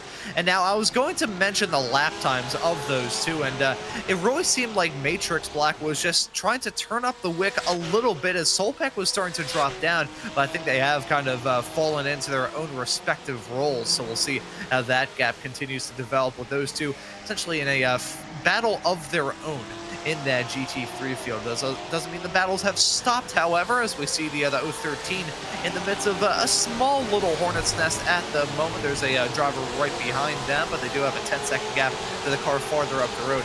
Just taking a quick look at the track conditions now. It being early January in the US, it is winter, firmly winter, but it being Florida, it is still not that cold. 20 degrees Celsius for the ambient temperature. That's 21 C for the track temp. And looking at what that is in American babble, because I have the IQ of an American and basically the IQ of a mud flap as a result. 67 Fahrenheit for the ambient temperature. That converts to about 70 for the track temp, which, you know, of track conditions in January, Peter, that's not too horrible. It could be a heck of a lot worse. I've seen a big variation at the Rolex 24 at Daytona. I've seen it as high as 25 Celsius. And I've seen it as low as 1 Celsius. This place, particularly in January, can be a real mixed bag of what you get in terms of temperature. Who knows what we're going to get in a couple of weeks' time for the Rolex 24, but in the dark of night, it always makes it a real challenge for that tyre warm-up for the prototypes. Makes it very, very perilous, where you don't want to give away too much time, but you also don't want to stuff it in the wall on cold tires. But there's so many drivers that end up doing that every single year. As Greg Strelzoff in the top 10 at the moment for R Speed Black, up towards the King Crate corner there. So a big commitment through there, hanging on by your fingernails and then hard on the brakes for the Western Horseshoe, down to 45 miles an hour at the apex there. I do like that alternative pink pigs color scheme though, so it's kind of like the green of the old Kramer Valiant Porsches, that sort of minty green, but then with the pink pig chops on there. I love that. That's great. Yeah, that is a rather interesting crossover, shall we say. It's, I was going to say something disgusting. I was going to say it's like pork-flavored toothpaste, but I don't think there's a sense that I've said on the air that made me want to hurl quite as much as the one that just came out of my mouth, so I will swiftly and abruptly move on. Getting back to the discussion about the track conditions and how much they will evolve. It being a 3-hour-long race, you won't expect too much track evolution. However, the way that this session is set up means that time passes 4 times as quickly. You can do that in iRacing, so for every single second in real life, it's 4 seconds in sim. So just, I think when I was looking at the track temperatures, it was at 5 o'clock p.m. on the East Coast in sim. It's now 5:08, getting rapidly close. Actually, now it's 5:10. So time is rapidly going, and we are rapidly getting into sunset territory. on board with Anthony DiVincenzo for Max Schnell's Vi. A little bit compromised on the entry there, letting one car through. And I would be getting hot if I had a thick hoodie on while at the wheel. I always have to drive in a t-shirt. I'm trying to remember now. I think it was in 2019. It was this little like postseason event that I did back in my karting days. It was just a bunch of my karting buddies. We would be invited out to my my buddy Robbie's area because there was a small little, I think it's like a 1/8 of a mile little like oval, or even a little bit shorter than that. I think it may be a 1/10 of a mile. This small little oval in the middle of absolutely nowhere in Pennsylvania, and we would go there in like late October, maybe early November. Be freezing cold. I remember actually the final time that I raced there, I didn't even bother to put on my full race suit and everything. I just kept wearing my sweatpants and hoodie, driving a kart around this small little oval. And it wasn't like a small like yard kart per se. It was my actual race kart with a 20 horsepower 4-stroke Briggs & Stratton motor on it. It was a quick thing, so definitely violated some safety regulations in the midst of doing that. But there is a little bit of joy to be found driving in a hoodie. In the sim though, indoors, that seems like, I mean, if I did that, I would probably melt into a puddle in my sim rig in about 5 minutes. Same. Yeah, I run pretty hot in the sim. So yeah, I can imagine it's quite good for the go-kart. I actually drove a two-stroke Rotax go-kart at Sepang International Circuit in December, and we were there to commentate on a 12-hour race, and I was sort of dressed, oh no, more smoke than a Dr. Dre video at turn 1, who's gone off? Or is it just a brake lock-up? No car in the barrier by the looks of things. Oh, there's one appearing in the background. Who was that? Yeah, I'm trying to figure out exactly who that was because I could see that smoke pluming. Oh, I'm not exactly sure who that may have been. A mystery car has gone off the circuit, so we'll have to figure out exactly who that was, nail it down. Whether that was a lockup or a slide remains to be determined. Looked like it may have been a GTP from the looks of it. I'm not too sure, but no matter how you slice it, another driver getting called out by the rather troublesome nature of turn 1 here at Daytona. Yeah, I mean, I would imagine it's a GTP car if it were, because a lockup, you're much more likely to get a lockup with a car with no ABS than you are. Although a spin often generates a bit of tire smoke as well, of course, so it could be done by a GT3. We'll try and find out if we can. An hour and 40 minutes to go, just an IMSA 100-minute sprint race to go to the flag from here as the sun comes down. Beautiful sunset here at rally crossing there. The race leader, Kinaran Racing, nearly getting into strife there as one of the GT3s did a wheelie through the Le Mans chicane. Yeah, and that's the worry that you've got. As much as a big gap may be a comfortable margin, in an endurance race with lap traffic in the fold, that 1 minute and 24, nearly 25-second gap can disappear in the blink of an eye, and it could even be down to factors entirely out of your control. Ryan LeMay has come into the pits in the Cat 5 Racing GTP effort. We saw them hit the barrier a little bit earlier on. I did say that they had sided their way through a decent chunk of the GT3 field, although I will throw up my hands and say that was a misstatement. They've been able to get past one car, and that was the Matrix Gold. We saw them get involved in some trouble with a bad rejoin, picked up a black flag. I believe they're entirely out of this race at the moment, currently being classed in P29. Last of the teams in this field, 11 laps down at the moment. Actually, no, they're still running out there on the racetrack. Just a lot of drama, pretty much ruining their race from the get-go. But Ryan LeMay, the pro class racer behind the wheel of that effort, and you can see many of the racers out there on the circuit this upcoming week here on RaceSpotTV as we bring you the action from Series 15 of the Porsche Club of America to ring in 2026 in style. An unfortunate moment for many of these racers throughout the field. Certainly not an unfortunate start for David Mendonca and Sol Peck, although it nearly ended in disaster shortly after the drop of the green flag. They have rebounded in style. That they have. Yeah, David Mendonca pulling away from the number 55 Matrix Black car of Shea McNeely. Only 2 seconds of gap though, so any further mistake would drop them back, but doing his job right at the moment. About, I would say, about 8 or 9 minutes before we see the next round of pit stops. And of course, don't potentially, I mean, we also have to consider the number 453 Imperial Motorsport car of Chris Pye's 23 seconds back, but on the podium at the moment, did go a lap longer than the rest of the field at the first stint, so that'll gain them a little bit of time. Not enough to run down that sort of gap, but they're in a good spot. Now, what's happened to Cap 5 Racing? Oh my word. There was a gap and then it disappeared. Yeah, so things going from bad to worse, even worse still. Thankfully, though, it didn't end in total catastrophe, just some tires that were probably worn down to the canvas at this point, but they are still out there on the circuit running in P6. You don't want to have many more moments like that. Not only will you catch the ire of race control, you also probably catch out any member of your family that just so happens to be in your vicinity. Because a moment like that, if I were behind the wheel, I probably would have let out a scream so high-pitched they'd probably be able to use it to dissolve kidney stones. Or get rid of mice. So my dad has a cottage in the middle of nowhere, and it's beside a farmer's field. And in the summer, when the crops are there, the mice go around in the crops and they're quite happy. But then when the crops are cut down in the winter, they come into the house.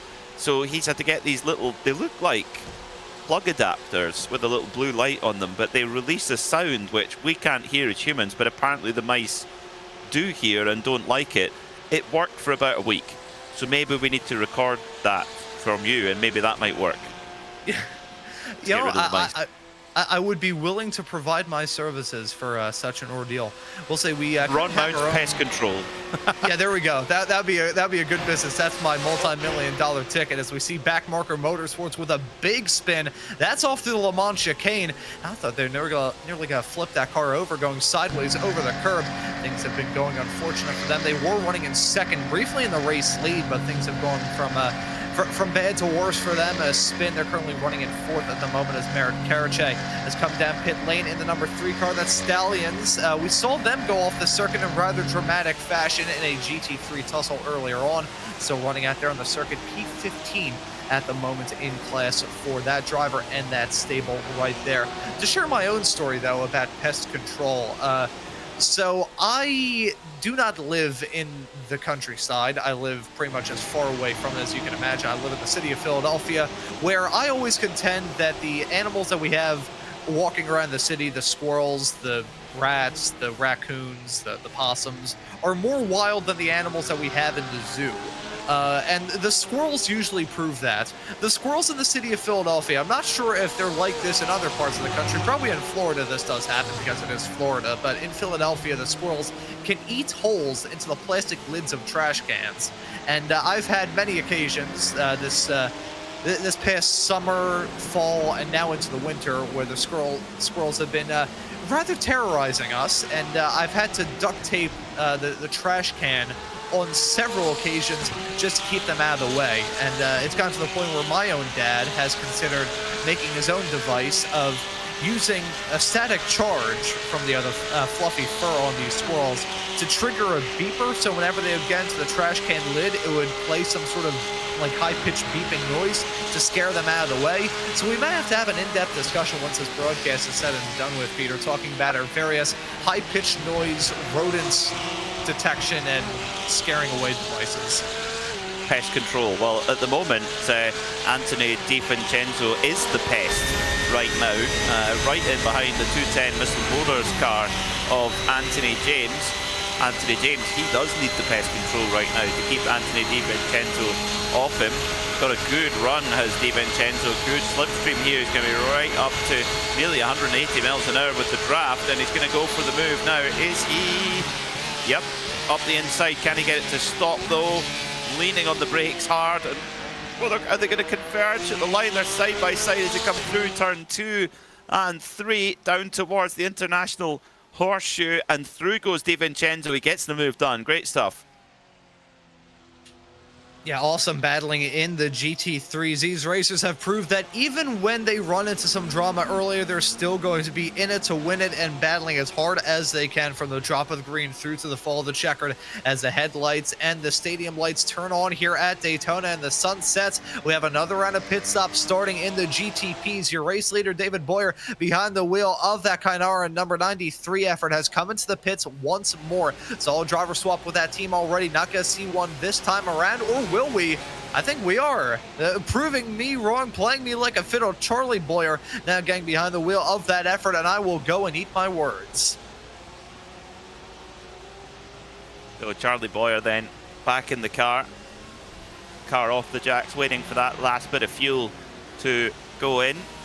So we suspected that pit stops would be starting soon, and indeed that is the case. But the only thing is though, Ron, are they going to get home on one more stop? I don't think they can. So Kanaran Racing may well, I don't think if they're having to make their second stop now, they can't get home with one more stop. So they're going to have a little splash at the end. And now we got to wonder, with the gap that they have, I want to know what the pit times are, because if they can maintain that same minute-and-a-half gap, would they still be able to come down in pit lane for a quick splash and dash and be able to run it out, no worries? They would have the gap, I'm pretty sure, but that would still, it would be unnecessary stress. Well, necessary stress, obviously, just to make it to the end, but I wonder if there's anything that they could do to maybe try and irk out just enough time. I'm not sure if they can run a strategy call to make this work. I think they may just have to swallow that pill and say, okay, you know, I got to do what you got to do. You got to come down pit lane a little bit later on. So I wonder if the agenda is going to be save a little bit of gas or just try and push as hard as you can to irk out that gap more and more. And the good thing is they've got plenty time in hand, so they don't need to worry about it too much. But if there were other cars that had run clean on a similar pace to them, then there would have maybe been a bit more of a story for the leaders in the GT3R class.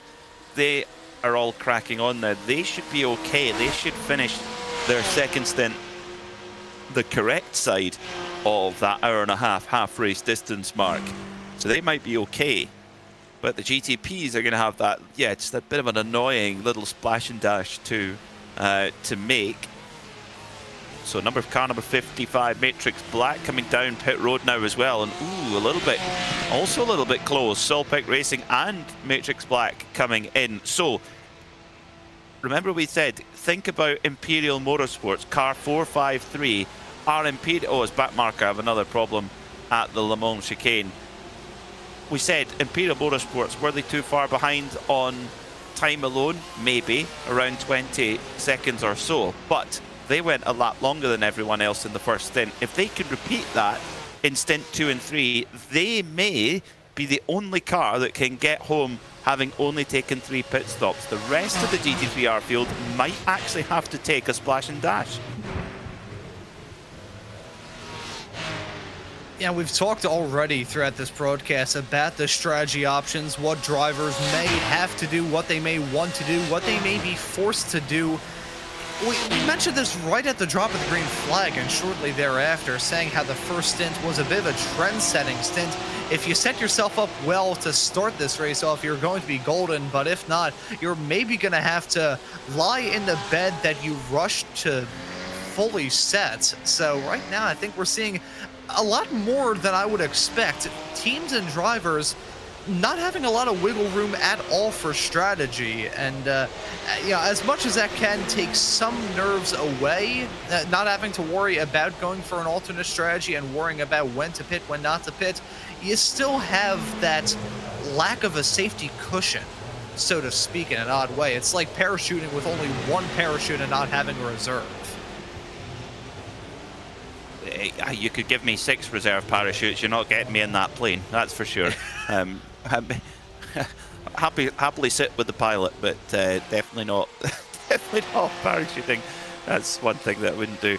Justin Sang in for Scuderia Chicken House on the correct side of that half race distance mark. So looking okay at the moment. Imperial Motorsport looking cozy to make that mark as well. So actually it's our two leading cars which have got the bigger problem. The number 55 Matrix Black and the 919 Solpec Precision Racing car that have both made driver changes. Robbie Prescott in for Solpec, Matt Siddle in for Matrix Black. They are the two cars actually that have either got to do big fuel saving over the next two stints, or they may have to come in for an extra splash and dash, which could cost them the win. Yeah, and that could be disastrous. Do everything right throughout the race and just have factors more or less out of your control take you out of contention. That would be a heartbreaking way for this race to go. We talk about building the momentum throughout this season, knowing fully well that it is a large gap in between races. The next time you'll be able to see the 2026 PCA Team Racing Series here on RaceSpotTV will be in about 2 months' time, when the series rocks up to Sebring for the second round of the championship, all the way on March the 15th. And then it's all the way until June the 14th when the series returns for round 3 at Watkins Glen. So the season quite broken up, of course, starting the season off in style here at Daytona on January 4th, running all the way through to Road Atlanta on September the 20th. So we always talk about the momentum and the mental side of things, which can be vital in any sort of series, whether the races be long or short. And when you have big gaps, you always want to hit the brake with as much good feeling as you can. If you're feeling bad about the previous race, that brake will go by lickety-split and you will feel guilt throughout. Into the second half of the race we go, and Gonbrook Racing trying to hold on to 8th place here, but Stallions RR number 7 trying to make the move now, going up to the outside, and the Stallions car just closing the line a little bit, saying if you want that spot you're going to have to go all the way around. And a little bit of GTP interference here with the Backmarker Motorsports car, which is at the 15th lap of its stint. So strange one there for Backmarker Motorsports. You would expect that they're so they've maybe had a little bit of a delay of their own, because it's not as if they're on cold tires. Yeah, I know. I was gonna say it's not very common that you see a GT3 car overtake a GTP as if they're standing still without any sort of incident being involved. But we have now seen it, and that was very strange indeed. I think that Backmarker Motorsports car still has a little bit of residual damage as a result of that coming together through the kink earlier on. So I think the second half of this race is going to be a lot more bitter than the other sweetness in the first half, most certainly in the first hour when things were looking all right for them. Things have now since fallen off a cliff, and I think at this point some of these teams are just looking to make it to the very end. I think it's been a somewhat demoralizing day in the office for some of these teams, I think it's fair to say.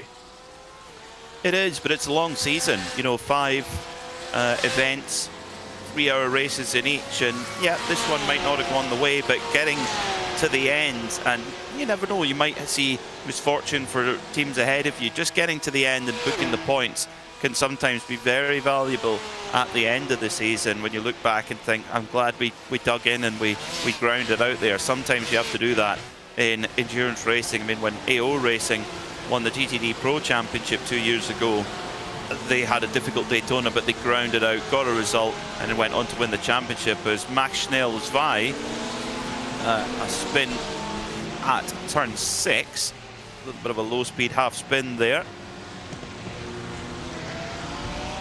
Meanwhile, the battle goes on between Gonbrook Racing, the 05, driven by Peter Kummer, chased down by Rex Jariwala in the number 7 car.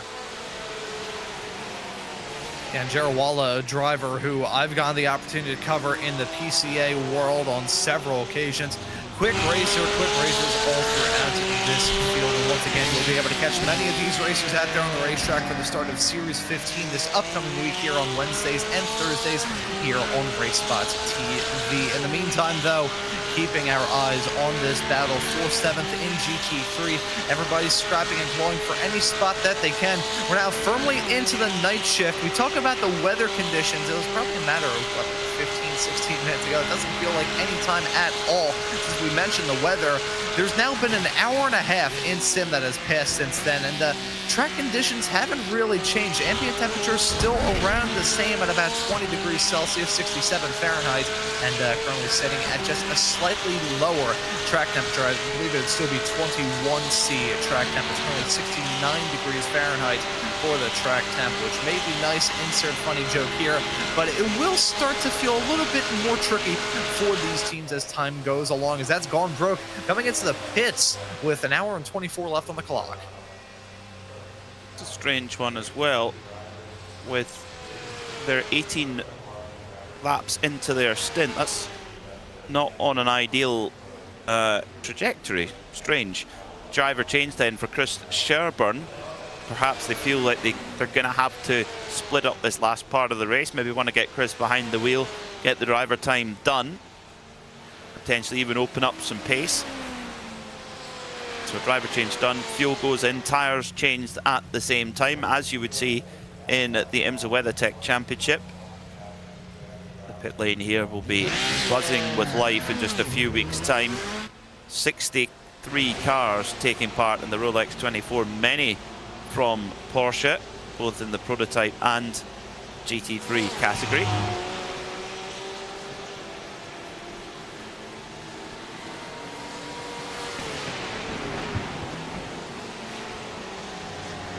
Charlie Boyer for Kinaran Racing, doing a super job at the moment, leading the way. They've got over a lap in hand, fastest lap of the race so far. They've been the standout crew. You hear that 4.6 litre twin turbocharged V8 singing behind him. That engine actually started out as a 3.4 litre naturally aspirated V8 in the RS Spider. The engine itself was first raced in 2005. Then it was converted for use in the 918 Spider road car, and then used again for this Porsche 963 prototype. So Porsche definitely getting the development dollars out of it. Although it has changed in format, the actual core of the engine can trace its roots back over 20 years.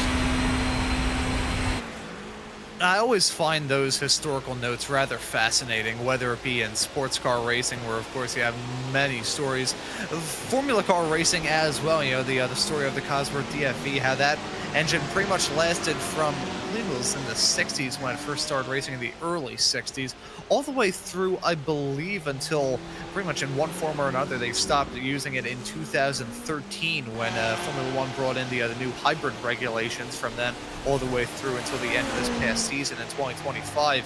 But it's stories like that of just developments made many moons ago, lasting through the decades, or even parts running through to the decade. When you think of Daytona, you think of NASCAR racing, and one of my favorite stories, I believe it's NASCAR Man History, who makes the Behind the Sheet Metal series, talking about race cars and chassis that ran in some form or another for the better part of a few decades. There's one video in particular talking about it was a NASCAR truck chassis named Freak that ran for, I think it was about 15 years, and had a pretty hard life. Got involved in some incidents, as that's hard life on the tires of the 141 Mach Schnell car. That's another spin heading out of the chicane. But always love to see those sides of racing history.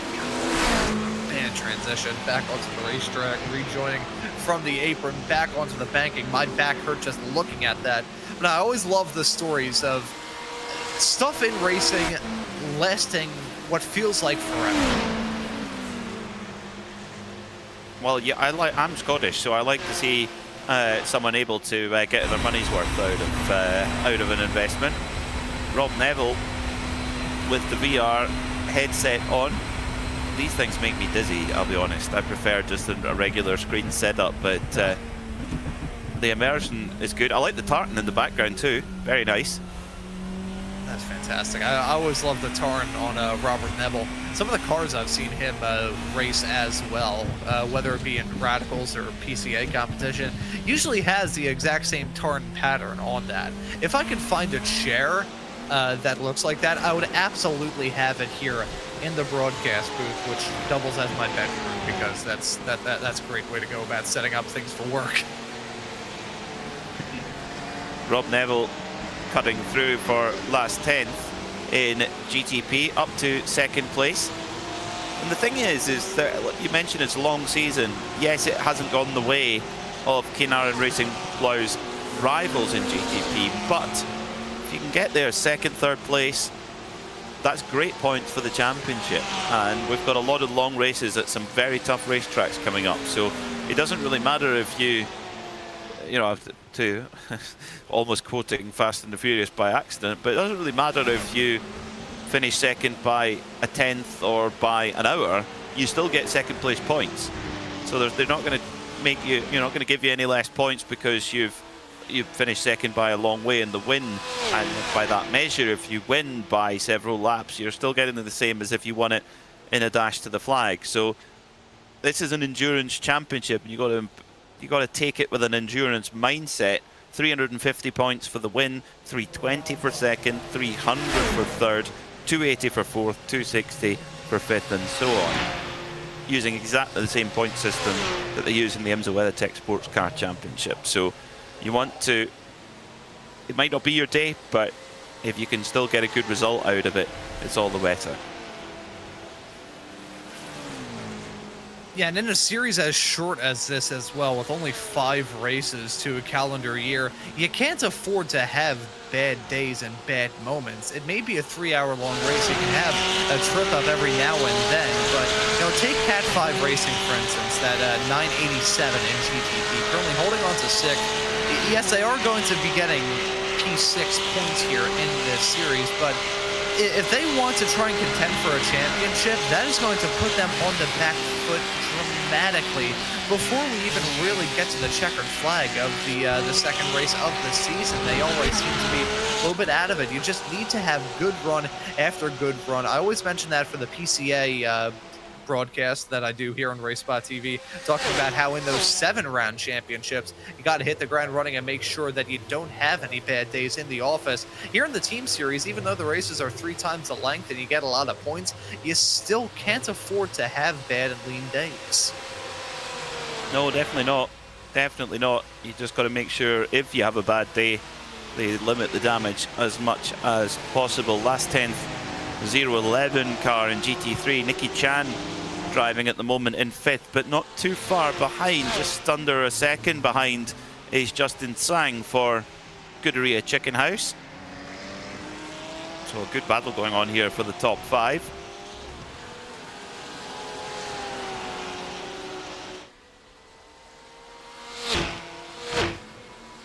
As we continue to see these battles going on out there on the racetrack, continue to see the battling, continue to see the battles, same difference. I do want to go back to talking about Robert Neville. You mentioned how the VR headsets make you busy. I think you'll get a kick out of this, Peter. So the first time I ever wore a VR headset was in 2017. My dad was finally upgrading to get a new phone after the one he had bought in like 2012 finally just couldn't pass muster anymore. It was still working. He just needed something to look at GoPro videos whenever we were at the racetrack. So he was getting all that taken care of, and I was meandering around this Verizon store here in the city of Philadelphia, and I put on a VR headset. They had this little display of like a roller coaster ride, this really, like, it was in depth. I felt like I was actually on a roller coaster, but you weren't sitting down. They just had this headset that you could put on, but you had to be standing up to wear it. So probably the most embarrassing moment of my life came a few moments later when I fell down and busted my butt on the hard tile floor. I hope nobody who saw that moment there is tuning into this broadcast, because that still haunts me to this day, even though it happened nearly 9 years ago.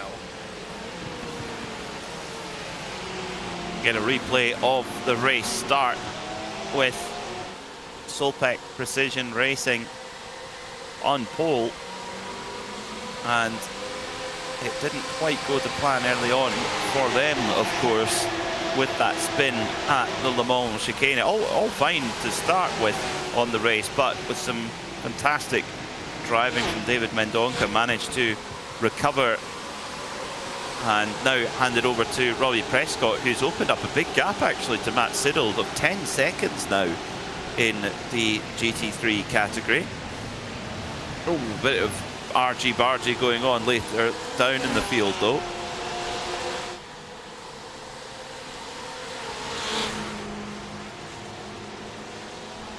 I gotta say, Peter, and this is honest, I'm a little bit surprised. Yeah, I'm gonna change the statement because that would have seemed a little bit mean.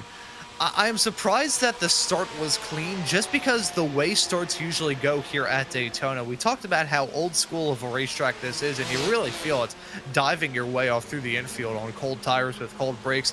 Everybody kept it smooth for the most part. It really wasn't until the end of the first hour where we started to see the drama take place. Yeah, it's like you're right around the turn of the hour.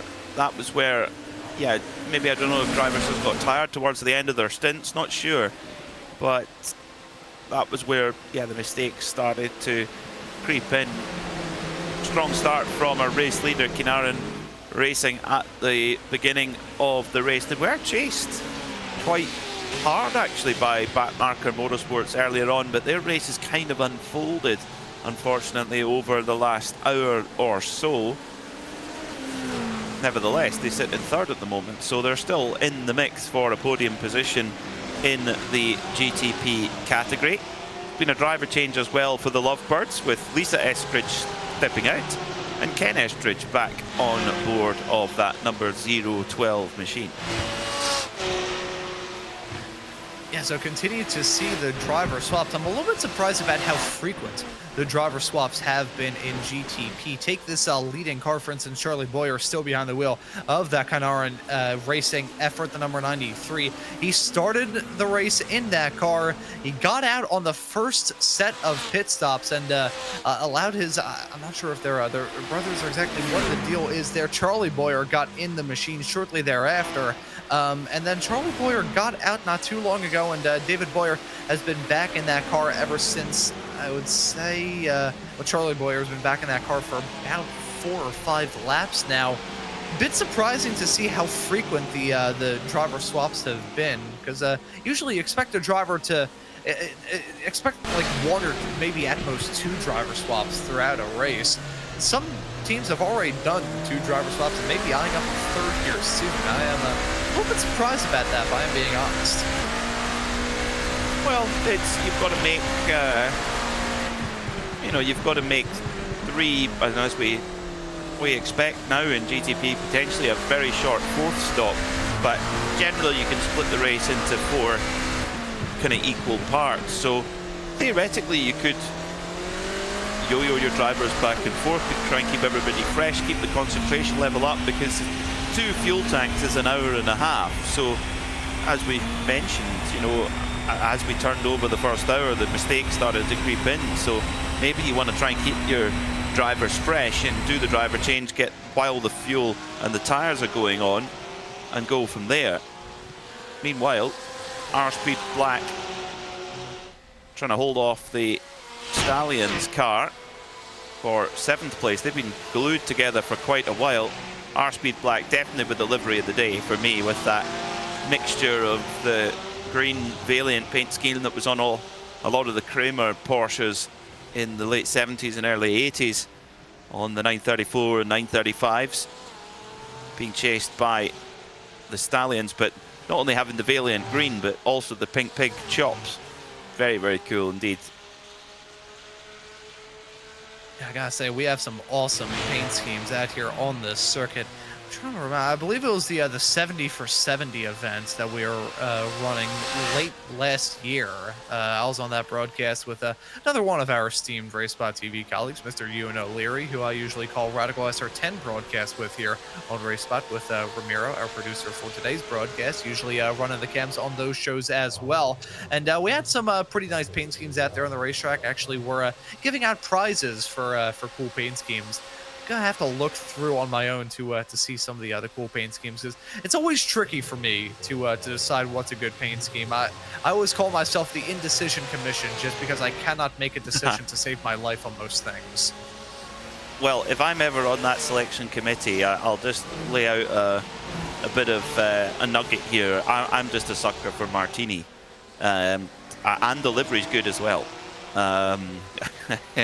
The Martini paint scheme, those colours they're just iconic, and I had the great pleasure of writing a story for 000 magazine, a Porsche quarterly magazine, which I'm sure many members of the PCA will know. In fact, the editor of 000, Pete Stout, was the editor of PCA's magazine Panorama for many years, and they very kindly commissioned me to write a story about the very first chassis of the Porsche 935, which was a Martini racing car. Martini Racing sponsored Porsche at the time, and this particular car won the Watkins Glen 6 Hour in 1976, and I got the great pleasure to go and see the car, not only in the flesh, but in its kind of spiritual home city, away from, of course, where it was born in Zuffenhausen, but also it went back to Turin, which is where Martini is from, and we photographed the car in the Martini factory.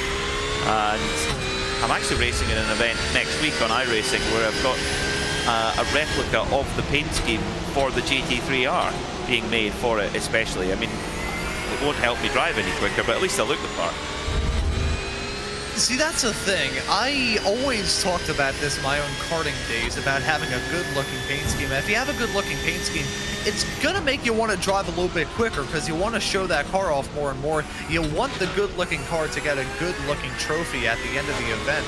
One of the other karts that I had, it was the paint scheme we ran with from 2018 up until I stopped running that kart in 2020.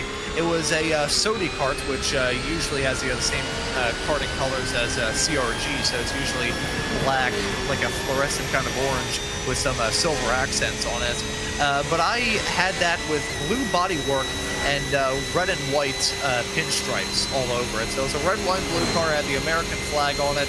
I remember absolutely adoring that kart. It was a gorgeous looking thing, and the main reason I wanted to do that was the first kart I ever had was a top kart. And if anyone's ever seen the other top karts, it was a blue bodywork with, I think it was red and yellow as the other usual colors on that. I think they have changed the other top kart color scheme in recent years, but that's what it looked like at the time.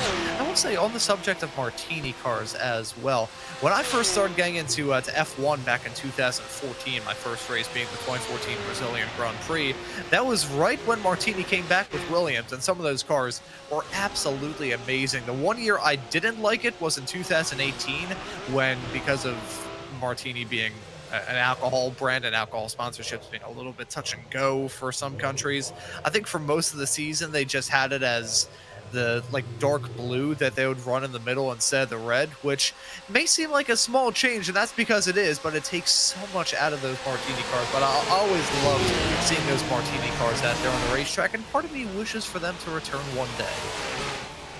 Spin for Matrix Gold coming out onto the Super Speedway car 212. They've had a tricky day and trying to get turned around right on the racing line there. They managed to get going though without too much problem. Joe Sinclair back on the move. Frustrating from him.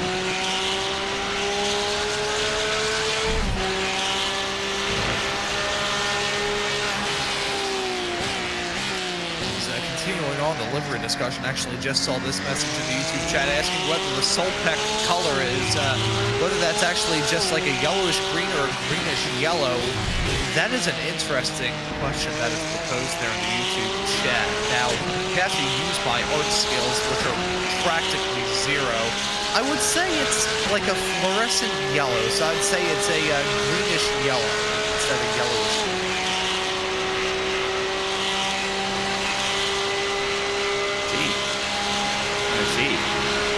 Well, Nicky Chan for Last 10 Racing trying to chase down the gold and white machine and red machine of Scuderia Chicken House. You can see the tail of the chicken that wants to get a little bit closer.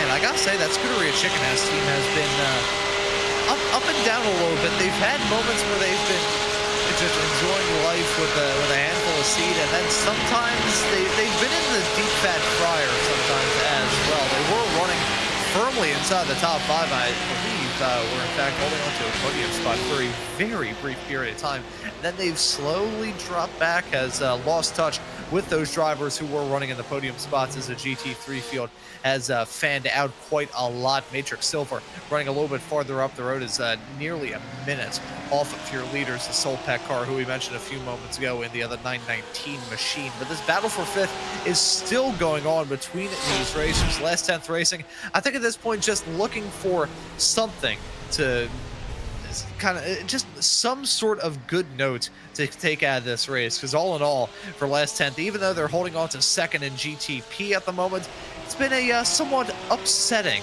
debut race of the season for that stable. Yeah, unfortunately it has. I mean, there's a few crews that'll be heading away, kind of licking their wounds a little bit after this first race of the season.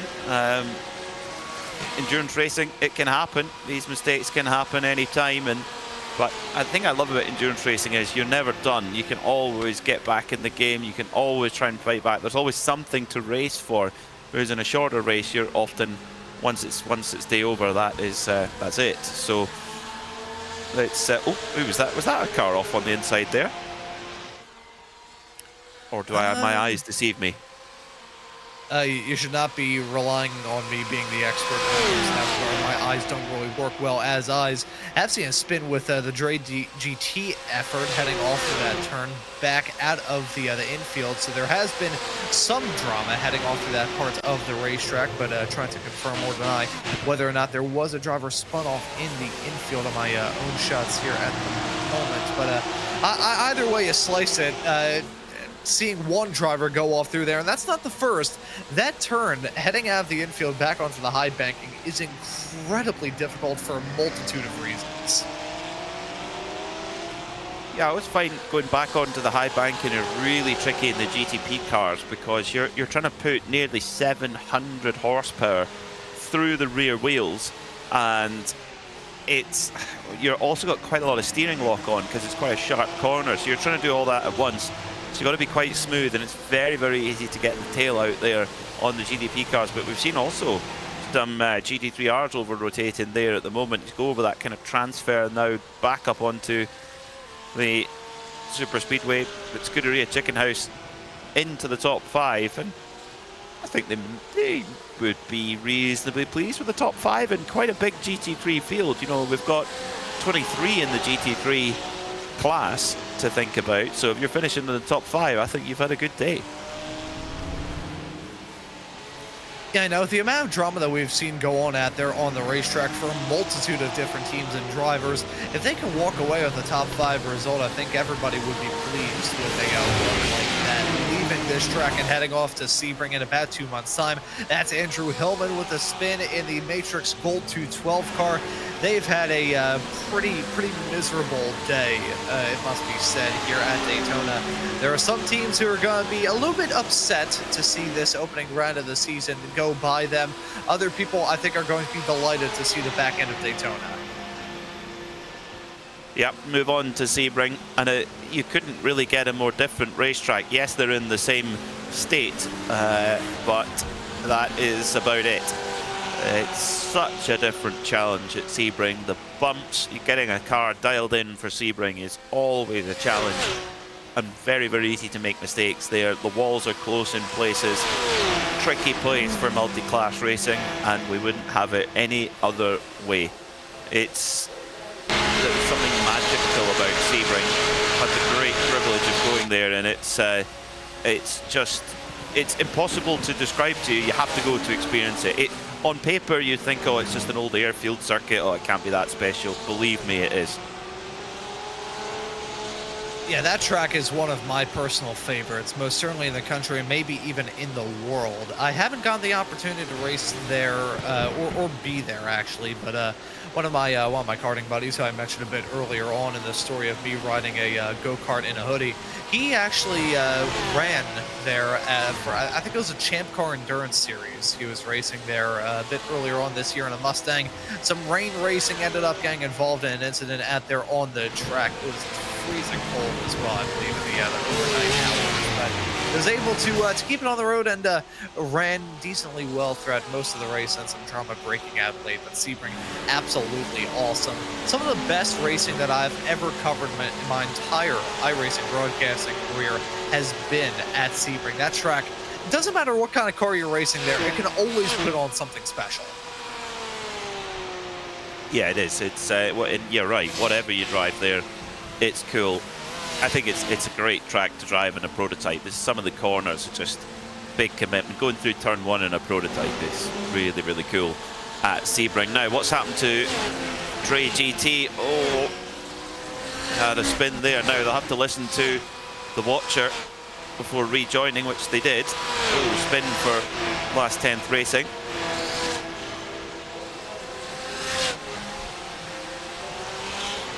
Yeah, so more proof that the other turn heading out of the infield is very tough. It's that turn, it is so awkward in all sorts of race cars. Doesn't matter if you're running a GT3, a GTP, a GT4, an LMP2, an LMP3, even a Radical SR10, which I think will be a single Radicals run there at Daytona in a couple of weeks' time here on RaceSpotTV on Fridays at 2100 GMT. That turn heading out of the infield onto the high banks. There's so much playing against a racer and a race car. It's strangely wide as you head out there. Like, it goes from the infield, which is at best 3 lanes wide, pretty much 2.5 for the most part, and it goes from that and fans out to what feels like 6 or 7 lanes wide. It is a huge change. You're dealing with asphalt about as patchy as my face when I was 14, and that doesn't really play well into these drivers' hands either. And you also have to worry about the transition from the apron back onto the high banks, which, even though it is a gradual change because you rejoin right before it gets up to the full banks through the turns on the oval, that is still a pretty significant and just a hard transition. Yeah, it is. There's a lot going on at once, and then you throw in the mix that you've normally got a little bit of traffic to figure out, as well as Cat 5 Racing GTP now right behind the Lovebirds. Now, this should be to get a lap back on the 012 car. Yes, it is. So they should now be back onto the same lap, I think, and maybe with 57 minutes to go, Cat 5 Racing, they've clearly got strong pace. They could potentially run down and maybe get a lap back, maybe finish in the top 5, which, after what happened, I mean, their race, they've had a pretty fractious race. They can get away with the top 5. Yes, it's not ideal, but it would be a bit of a rescue job.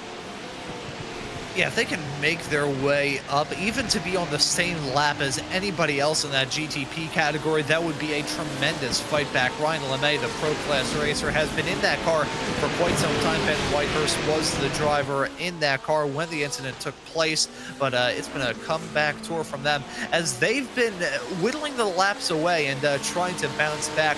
Lovebirds has started to struggle. The husband and wife duo of Ken and Lisa Eskridge are only 4 laps down to the leader in GTP, and only 2 ahead of Ryan LeMay. Now, with 56.5 minutes on the clock and 1, maybe 2 more pit stops left to go for the rest of the GTP field, I don't think it's out of the picture at all to say that Cat 5 Racing can close up and maybe break their way into a top 5 result.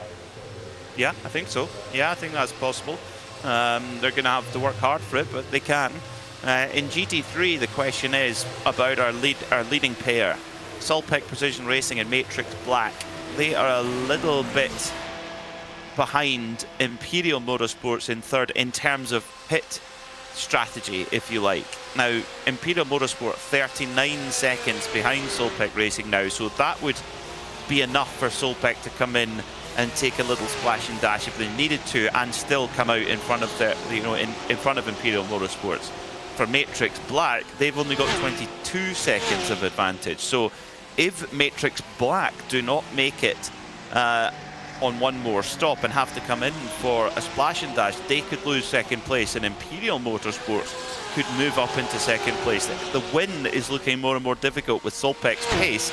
They look like they may actually be able to take a 4th very short splash and dash at the end and still make it home in the lead. So a close watch on them to see how close it's actually going to be in terms of fuel strategy. Yeah, so as this race enters its final stanza, I want to let you all know once again that Series 15 of the Porsche Club of America will be back here on RaceSpotTV this upcoming Wednesday for the start of a brand new season. Some awesome races to look forward to. I believe round number 1 is going to be at the still fairly new to iRacing, Autodromo Hermanos Rodriguez there in Mexico City. I have gotten the opportunity to race around that track a decent amount on iRacing, and I will say in confidence that I am absolutely terrible around there. So hopefully we'll see some racers tackle that challenge a bit easier than I can. Jake Gerbino down in the pits at the moment in the number 13 car. Speaking of the PCA series, he was actually the final club class winner of Series 14, won the race at VIR after starting from the pole. He comes into the pits at the moment in the R-Speed black car, the other car that you absolutely adore the paint scheme of here, Peter. Currently running in 9th at the moment, down in the pits on the number 13 car, 7 laps down from the leader in class. And from here, they can't make it to the end of the race on this tank of fuel. They will have to come in once more for a splash. Jake Gravino wanting to get moving, waiting for the car to fill up with fuel. There are the Pink Pig chops from that car from the 1970 edition of the 71 edition, excuse me, of the Le Mans 24 Hours, the 917-20 as it was called, a new almost experimental bodywork for that year's Le Mans 24 Hours, which was designed to try and get the handling benefit of the short tail 917s, but also the top speed benefit of the long tail 917. But it didn't really get either, and unfortunately Reinhold Jost ended up crashing the car early on in the race. But the paint scheme itself has become iconic. The Pink Pig paint scheme, said it was called that because the team felt it looked a little bit like a pig and they painted it as such. But it was actually, now this is the connection, Ron, that car was actually entered by Martini Racing, but you will never see a Martini logo on that car through 1971 because Count Rossi of Martini and Rossi hated it. So he said, take the Martini logos off. Interesting. That is very interesting indeed. So they're still bankrolling the operation. They just didn't put their logos on it at all. Is that what I'm hearing? Is that correct? Yeah, you've got it. Yeah, you've got it. Yeah. Oh, Martini were very particular about their colours and their image, and those iconic blue and red stripes, they actually go back to the early 1960s, before they were even put on a race car. The Martini company wanted to have their own members club, and they had their own members club in London. The idea was it was to bring prestige to the Martini brand, and every good members club needs a club tie, because then you could recognise what club you're a member of.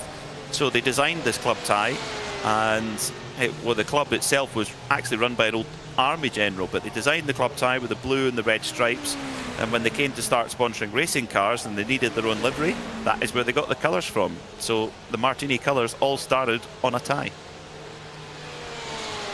That is rather fascinating. As much as the stories of the racetracks and the race cars themselves, obviously there's a lot that can be said about that. Sometimes even the sponsor and the paint scheme stories have their own little interesting tales as well. One that I recently learned as we continue to see pit stops going on here at the moment. Just want to touch on that. Charlie Boyer actually coming down pit lane in the GTP field at the moment from the race lead. So we believe this will be their second to last stop for your current leaders in the GTP category, still holding on to a comfortable margin in class over the last 10th purple car slotted in second, who are involved in drama with themselves and Backmarker Motorsports a bit earlier on. But one of the more recent stories that I've learned going through the history of motorsports and finding some of these odd stories was Mario Andretti racing in a car sponsored by Prunes way back in the 1970s. It was 1975, right? Oh, that's going to be close there, with a Porsche GT3 car right in front. That may actually benefit the other GT3 instead of the GTP, having very, very cold tires. You can see Boyer having to skate around the track trying to get it out of the pits. So that may actually work better that way instead of if they were swapped the other way around. But it was right towards Mario Andretti's breakaway into Formula One. He had turned back his IndyCar schedule, was only racing part-time that season, and a team that had started in 1970, which was run by an old IndyCar mechanic who had quite a successful career, was, I believe, the chief mechanic when Bobby Unser won the Indy 500 in 1968. He ended up starting his own team, which was bankrolled by a California businessman whose wife's family owned a, I believe it was a Mayfair packing company in, I think it was San Diego, California, and they used some of the brands that the Mayfair packing company worked with to try and bankroll the race team. So always find those interesting stories from the world of race car sponsorship. That, I think, was a that was a Stallion car, I believe, spinning, heading out of turn number 6. Well, Cat 5 Racing also going for a little twirl there as well. So they're now back down the order a little bit again. Stallions, indeed it was. Stallions GT3R with the sort of old Sky Sports News branding on the side of the car. Matrix Silver issue for them as well. Yep, same deal. 29. Oh, and well dodged there by. Wow! Oh my. Oh boy. We've seen so many iffy rejoins today. I wonder if the red mist is just descended on the racers who have had mistakes and they just won't rejoin the racetrack as quickly as humanly possible. Yeah, there's been a bit of that, and I know for a fact that the PCA, they run a tight ship on driving standards, so there may be a few drivers getting a talking to. Oh, that was tight. I would not want to be on either side of that. No, definitely not. Definitely not. So Kinaran Racing lead the way by 39 seconds, effectively with a pit stop in hand. Last 10th Foundry, 0-10. They are due another pit stop and are further behind as well. Sheldon Zaharachuk in switching over to Joe Avers. They're running in 11th at the moment.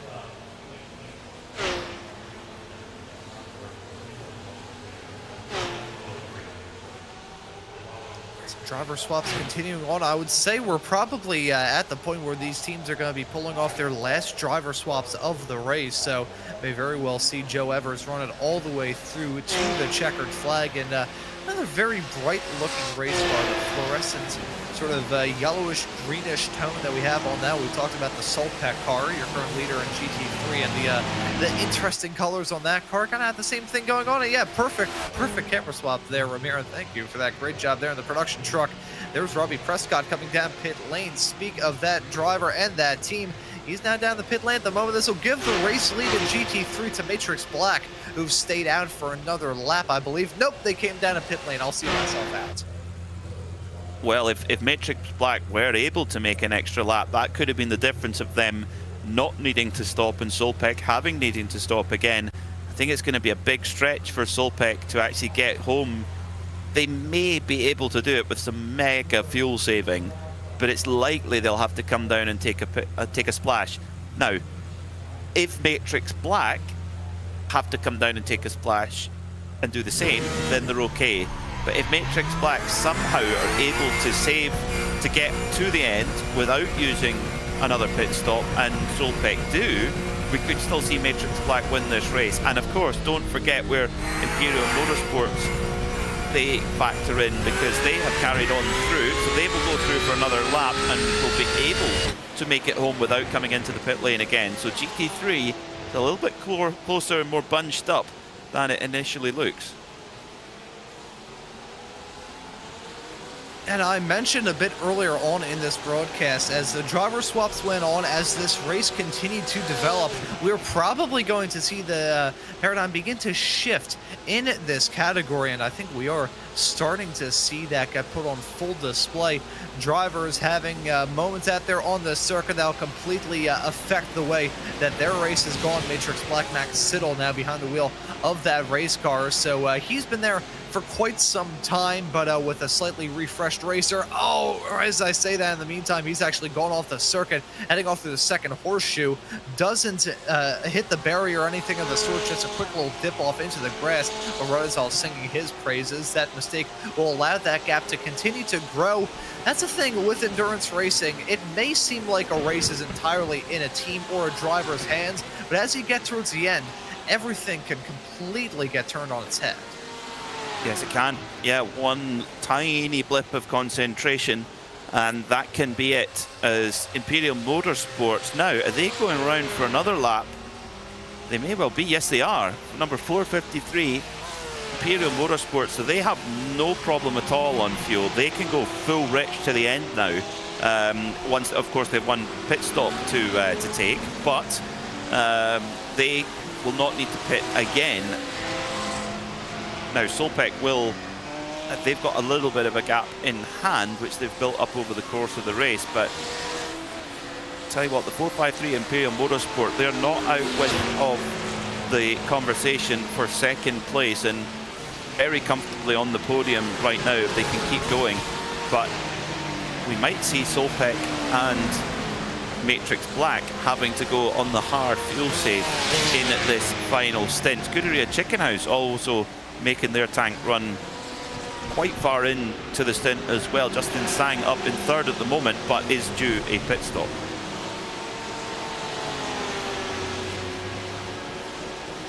So the pit stops still up in the air for some teams. Everybody keeping their eyes focused on the final 43.5 minutes of this opening round of the 2026 Porsche Club of America Sim Racing Team Racing Series here at Daytona. I want to once again thank all of you tuning into this broadcast here on RaceSpotTV. Hope you are enjoying the racing just as much as we're enjoying covering it. This is going to be a rather fun, rather hair-raising, and most certainly a dramatic conclusion to this opening round of the championship. Pit stop question marks. The track still continuing to cool as well, with track conditions dipping down about a full degree Celsius from what it was not too long ago. May not seem like a big drop, but that can be huge, and these finely tuned race cars certainly makes it a bit trickier for those GTP racers coming out of the pits.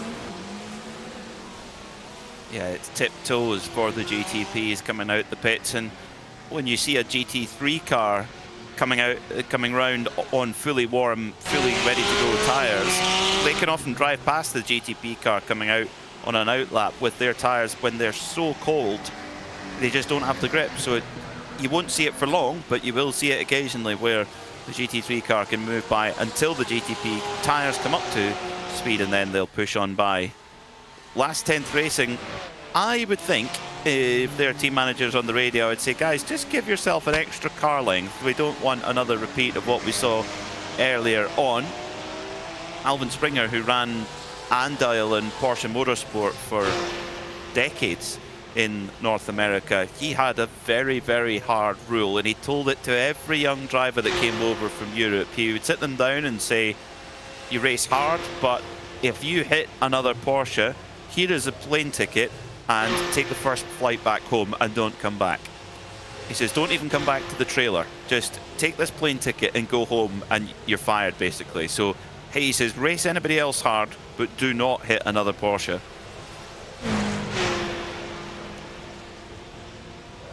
Yeah, that reminds me of a story. It was Thomas Schechter's debut in IndyCar back in 2002, I believe it was. He was partnered up with Eddie Cheever at the team that Cheever owned and drove for, that was sponsored by Red Bull at that point in time. And round number one of the season at Homestead, Miami, I think it was 3 laps in, Schechter went for a dive on Eddie Cheever and sent him into the wall and took him out of the race. Schechter, meanwhile, went on to finish on the podium, but that was part of the reason why Thomas Schechter ended up losing that ride a little bit later on in that season.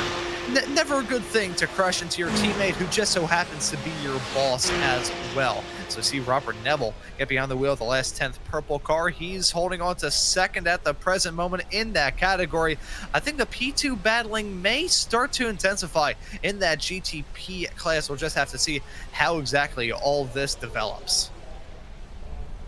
So for last 10th, with this fuel stop, they will be able to run to the end with the fuel that they have on board now. But tiptoes Oh, we've seen some drivers hit that wall before on cold tyres. It's happened. Rob Neville getting on with it.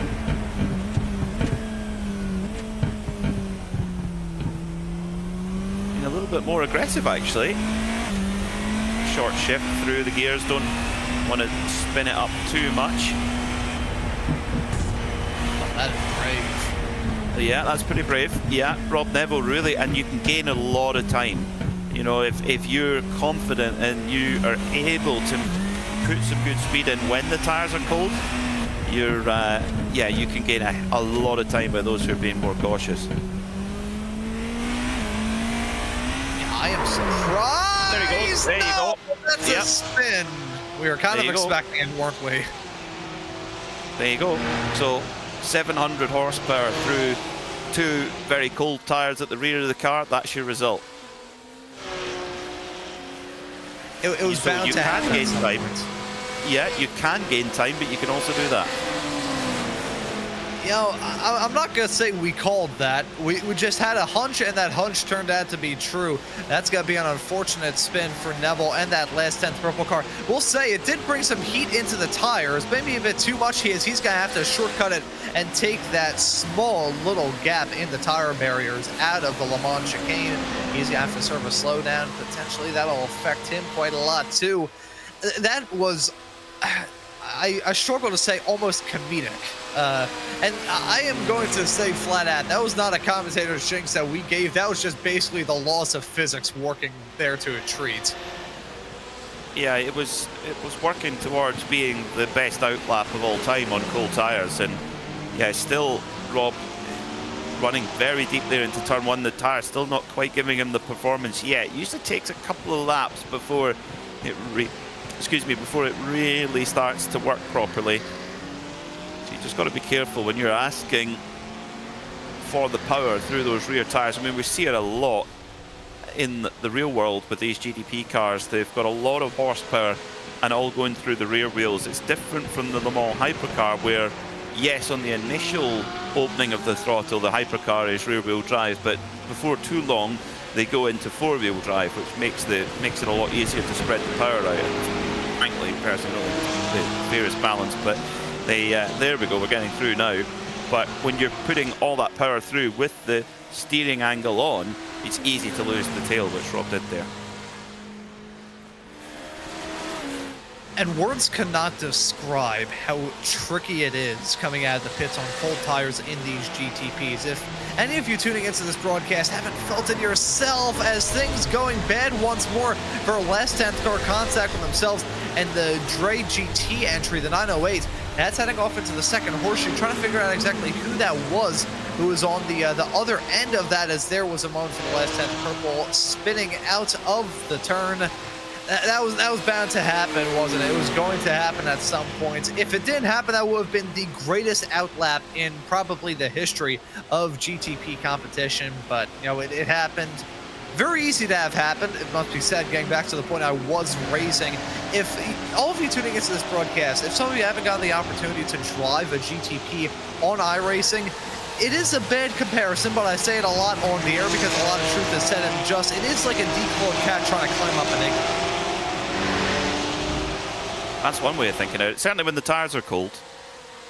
When the tyres are in their window, I think it's a nice car to drive.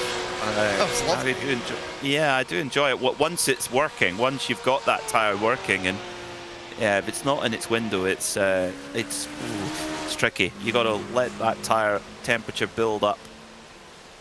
So Solpeck, car number 919, leading by 41 seconds over Imperial Motorsports, who of course have made their final stop and are now 16 seconds ahead of Matrix Black. So they are using that strategy well to force themselves into a better position, which they've done, and they don't need to come in again. Matrix Black may well they may well have to come in. In fact, Matrix Black might not even end up on the podium here, because Scootery and Chicken House aren't that far behind, 21 seconds further back. So Matrix Black, if they have to take a stop, they could go from fighting for the win to off the podium here. Yeah, and I think that could be the reason why they're starting to crank up the aggression a little bit. We just saw a few moments ago a move go on there on the camera shot with Matrix Black trying to jump into that spot. They're able to get the move done on the lap car, I should say, but I think we're starting to see a level of aggression that we really haven't seen out of that car for quite some time. Looking at the lap times for Matt Siddle, who hasn't been able to best the quick time of this car that was set by his teammate Shane McNeely on lap 46.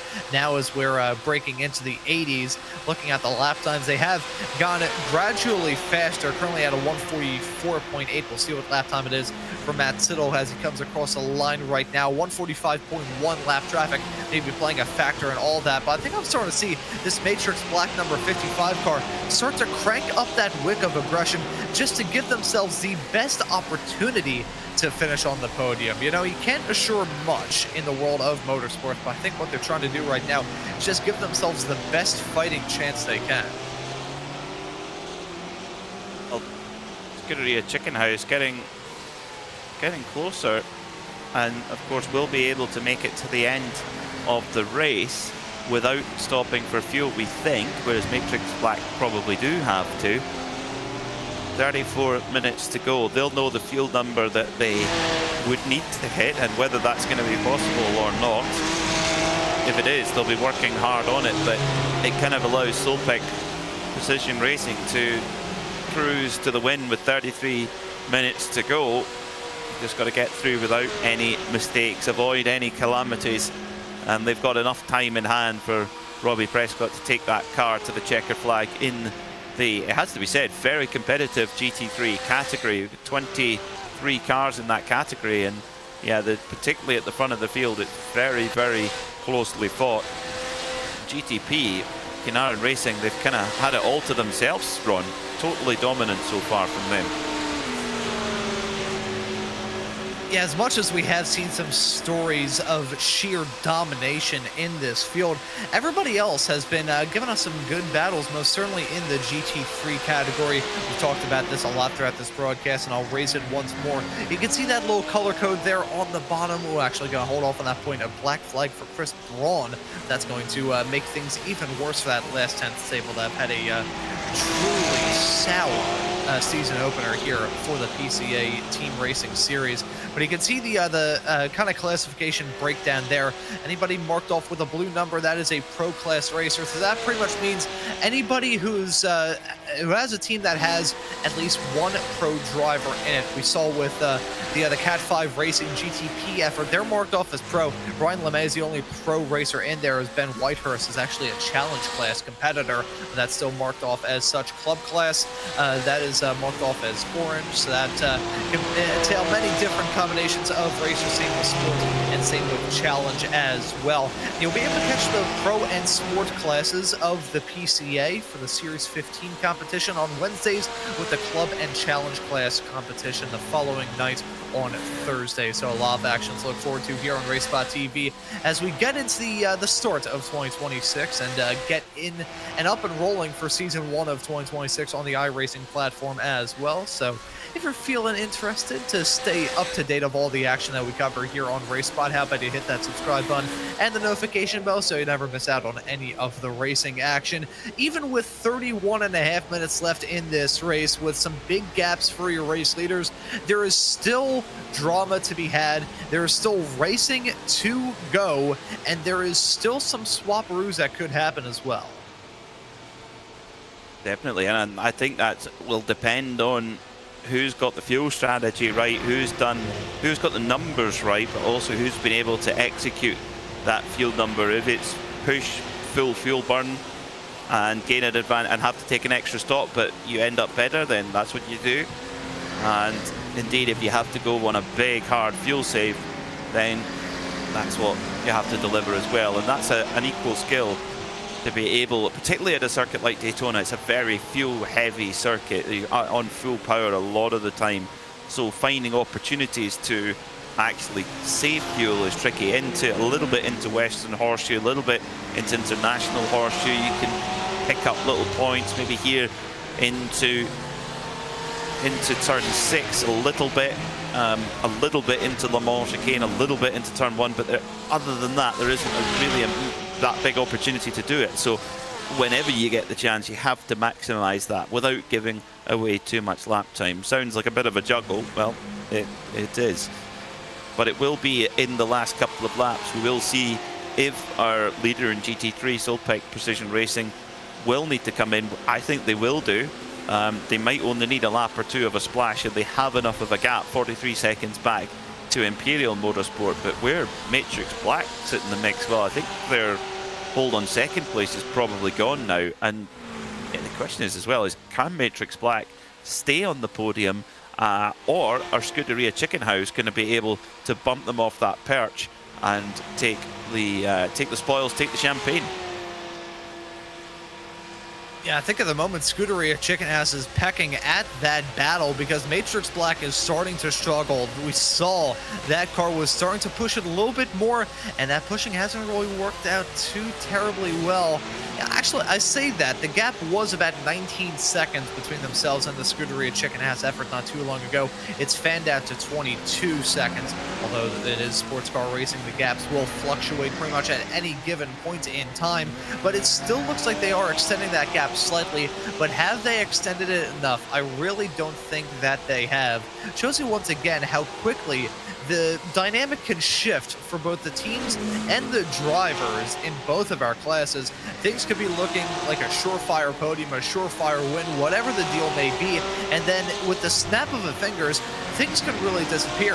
We'll take that duo of Matrix Black and Scuderia Chicken Ass. Scuderia Chicken Ass has been in and out of the deep fryer for quite a lot. They've been double fried throughout this race. We saw them running smooth and strong right towards the start, then things started to fall off, then they peaked once again, then they fell off once again, but I think they're looking to end off this race with another high point. If they can make their way onto the podium, that would be a fantastic result for that Chicken House stable. You're making me hungry now talking about fried chicken. If it makes you feel any better, I've yet to have breakfast or lunch, and it's currently 2:05 p.m. here on the East Coast. So I should probably think about lunch shortly after this broadcast is dealt with. So I think I'm doing it to myself. I'm doing it to you as well, Peter. So I do apologize, but we're both in the same boat, I think. Yeah. Well, it's dinner time for me here in Scotland, so that's coming up soon for me. Scuderia Chicken House, number 88. Justin Sang, who's done the majority of the driving, you would say. We go back with Joe Avers for the number 83 crew. Spinner in front of him, and oh, he makes it through just. Oh, wow, that was close. That was really, really close, and it's a crash with 27 minutes to go for Alan Hales, and is that car damaged? It's bound to be, having hit the wall pretty hard. Oh, yeah, it looks like he's got a bit of damage to the front there. What a pity. Oh, and also a problem for the number 2 machine of Machinel's Vi, Antonio Da Silva, with problems. So just when we thought we were getting into the last part of the race, it's problems. Cat 5 Racing, not been a good day in GTP or in GT3 for them. Yeah, it has been a hurricane of many different things going wrong for them, and that's an unfortunate snap heading out of turn number 1, hitting that concrete barrier. That's one unique feature about this racetrack, with the pit exit being on the inside of the first turn. You got that barrier there to separate it, and that is both a struggle for prototypes coming out of the pits. Every single time the Daytona 24 comes around, they always talk about Jeff Gordon hitting the pit wall. It happens in the sim. I think we've already seen that happen in this race, but that's the first time I think that we've seen a driver strike the other side of the wall, which is equally as easy to have happen to you. It doesn't matter what kind of car you're racing. I know I've done it. Unfortunately, I've seen it in real life, and it's not nice. Really not nice. And if you hit it, was in a practice session, Lucas Auer lost the rear of the Windward Racing Mercedes and spun, hit the wall, and yeah, it took quite a while to recover from a back injury. Back now at full fitness, thankfully, but it was really nasty. The car actually had to be cut to get Lucas out. So yeah, that wall is it's picked a few victims over the years. It's and you know, you just think, oh, we're going through the first corner, yeah, everything's fine, and then whoop, round goes the rear and you're in the wall. So it's it can end the race just like that. And I remember that taking place, and as somebody whose real life karting career came to a close because of some pretty bad back pain, that is not something that you need to just brush aside. Any sort of back injury, that is very serious, very severe. This track, of course, used to be lined. It was first lined with Armco barriers, just a single stream of Armco around this racetrack. Then they put in the concrete. Then they put in the safer barrier after the tragic passing of Dale Earnhardt in Turn 4 crash here back in the 2001 Daytona 500. I am a little bit surprised that they haven't tried to do at least something to try and soften that barrier a little bit. I know very cramped conditions there, so I can understand why they couldn't do it in its current configuration, but would be something that they should maybe take a look at later on, adding in a safer barrier. It would still be a vicious hit no matter what, but you know, even if you lighten it somewhat, that is still a pretty bad angle. Like, of all the parts of this racetrack where you can tell it's a bit of a blast from the past in an odd way, is most certainly that barrier that kind of sticks out of my head the most. Yeah, it is. It is. Go into the last 25 minutes and oh, surely not again. Last 10th getting into each other again. I'm not sure if these drivers, like, if there's just cats behind the wheel and they have catnip in each other's cars and they're trying to get at it, but they have been pulling at each other for so long. It has been just all throughout this race, all of the last 10th cars have been going at the jugular to both their competition and, most worryingly, their own team cars. It's a small little tussle as they headed their way out of turn number 1 as they went side by side through there. Again, talking about that section of the racetrack, how it bottlenecks at, and may have played a role in it, but once again, the last 10th drivers trying to take themselves both out. They're going to have to sharpen the act up for the next round and get a little bit more discipline in the team, you'd have to say. Yeah, not really what you want to be seeing, particularly with just 23 minutes left in the race. Try and get the cars to the finish. So pit caller on the podium positions for Backmarker Motorsports in 3rd place in GDP. They're in for what will be their final stop, hopefully a final scheduled stop at least.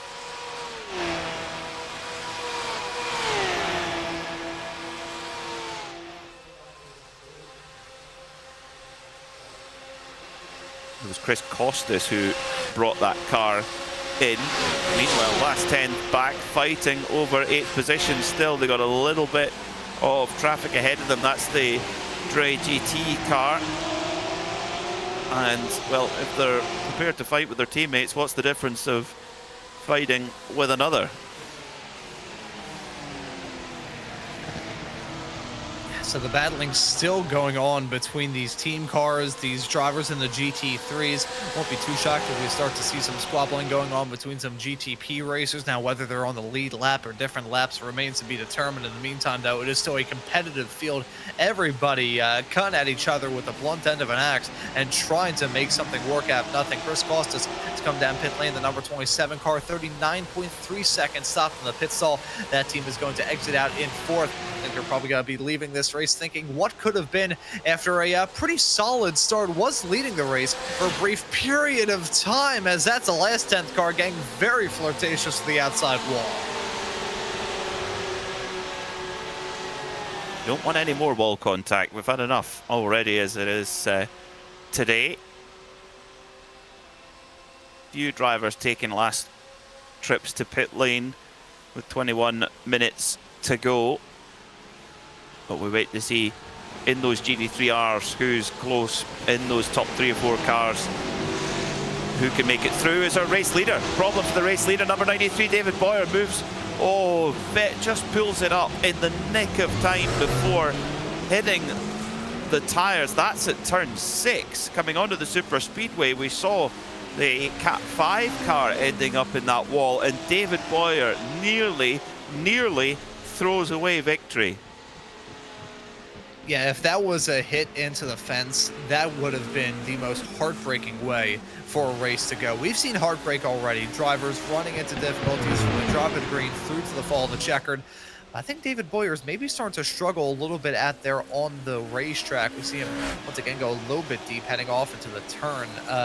gonna look through to see how many laps that he has done behind the wheel of that race car. He's been in it for quite some time. I doubt very highly we would see a driver swap. Yeah, he's been in that car ever since about lap 80, and we're getting to lap 100 here very soon. And he also started the race and was actually, no, he did not start the race. He got into the car lap 27, stayed in the car until about lap 53, and of course he's been in this car once again for the past 20-ish laps. So I wonder whether or not fatigue is maybe playing a factor in this, because the mistakes seem to start piling up. And even though they hold on to a comfortable margin at the front in GTP, considering their rather precarious predicament, having to come into the pits for another splash and dash, they can't really afford to run it at 10/10 and run it into the barriers. No, they can't. No, they've got to be careful, and particularly going through traffic, it can go wrong very, very quickly. Give a little bit more of a wide berth to some of the GT cars. Try and get this car home. Try and get this win in there. And yeah, for Rob Neville in the last 10th car, he's now kicking himself a bit after those couple of spins on cold tyres as he comes around to complete another lap, running a lap down on the race leader, Kinaran Racing Below. It should be okay for fuel. Will last 10th, whereas Kinaran need to come in for a pit stop, just a very short one, but a pit stop nonetheless.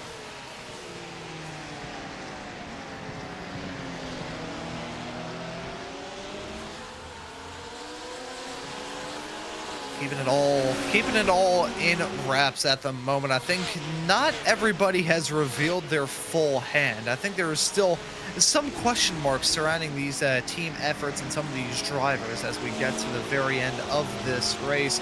Peter, I'm going to pass it back off to you and ask you this question. What do you think is probably the biggest question mark surrounding this race at the moment? It's got to be the GT3 class. I mean, Solpec and Matrix Black, we believe, will need to take a splash and dash. For Solpec, that's not an issue. They've got a 51-second lead. For Matrix, that could drop them off the podium because the next car is only 20 seconds behind them, and that is the Scuderia Chicken House car, which seems to have a full belly of fuel aboard that chicken. So that would be the biggest question mark. Imperial Motorsport sits in second. They have got no problem getting to the end of the race on the fuel that they have, so they're looking good for a second place finish. They might not have had the absolute blowout pace, but remember what we said at the beginning of the race, when they made it a lap longer than the rest of the field on the first stint, then another lap longer again on the second stint, and that has given them the advantage, which has allowed them to leap ahead of Matrix Black, who theoretically have been quicker, and their best lap of the race shows it. Imperial Motorsport's best lap is a 1:44.3, Matrix Black a 1:43.7, but they haven't got the strategy right as well.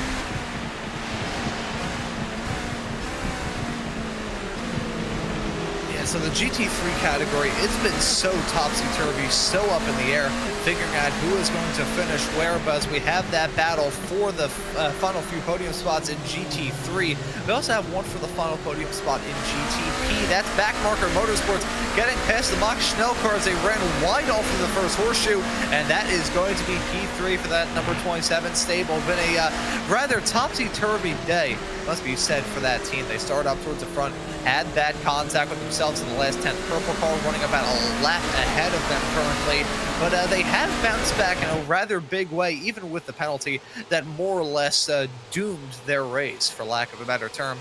They've been running strong. I'm sure they're probably going to be leaving this race thinking what could have been still, but recovery to P3 is still a very valiant effort for that Backmarker Motorsports stable. I think they'll take a podium after all the kind of strife that they've had.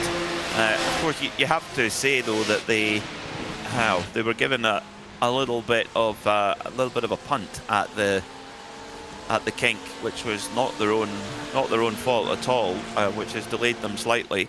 But yeah, I think with everything that's happened, the podium is a fair result, and they'll take it and move on to Sebring and take on a completely different challenge to what we see here at Daytona. Maybe slightly less fuel sensitive at Sebring than it is here at Daytona. I mean, if you can get a fuel advantage here, it really works well, as we're seeing in that GT3 category. 15 minutes to go in this 3-hour race.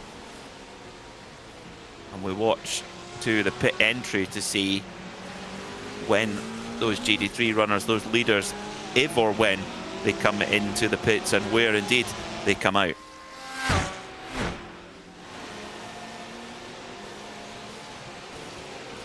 See gang lap traffic dealt with more of. I don't think there have been many points in this race where the GTPs have had no lap traffic worries. Always mention the fanning out of the field, everybody spreading out, and as the GT3s went from a conveyor belt towards the start, it's pretty much just being a small trickle. There's pretty much one GT3 car in just about every single turn around this racetrack. It's a bit on the shorter end when you think of it as well here at Daytona. It's not the shortest racetrack in the world, obviously, at 3.5 miles, which compared to some of the tracks that are built nowadays is a bit on the longer end. But in terms of sports car racing venues and most certainly endurance racing venues, this track can be a little bit cramped. So a bit surprised to see the field be as spread out as it is, but most certainly for the GTPs, they have not had a single point to take a breath. They've just constantly had to worry about GT3s, unless they came down pit lane, and even then they'd have to worry about them sometimes. Yeah, they would. They would. Oh, little bit of wiggle there from the Cat 5 car as the race leader comes through. Kinaran Racing. David Boyer certainly had his heart rate put through the roof with that mistake at turn 6, nearly ending up in the wall. Very, very nearly ending up in the wall, but managed to get away with it just about. And he'll probably now be driving a little bit tighter, you'd imagine. He's currently lapping about 2 seconds off the car's previous best. Again, just got to try and get it home. 13 minutes 40 seconds.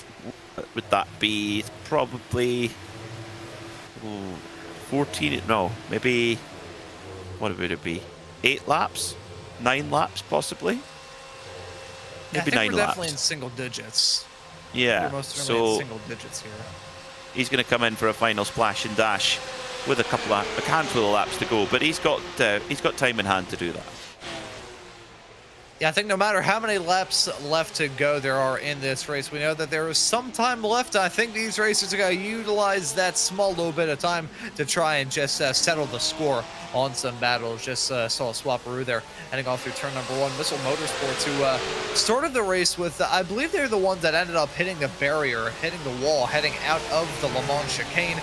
They put on a good recovery drive after that early bit of drama. Stallion GT3 dropping down. You can see move getting put on them as the R-Speed Black effort gets past in that battle for a lucky number P13 in that GT3 category. They've both those teams, frankly, have had some pretty wild races, but Stallions, I think, has had probably the most up and down race that's been a bit more like under the radar, so to speak. We've seen them either getting some moves done or suffering from some spins. They've had a pretty topsy-turvy race, as has most of the field, frankly. I don't think anybody has been immune to Daytona's wrath.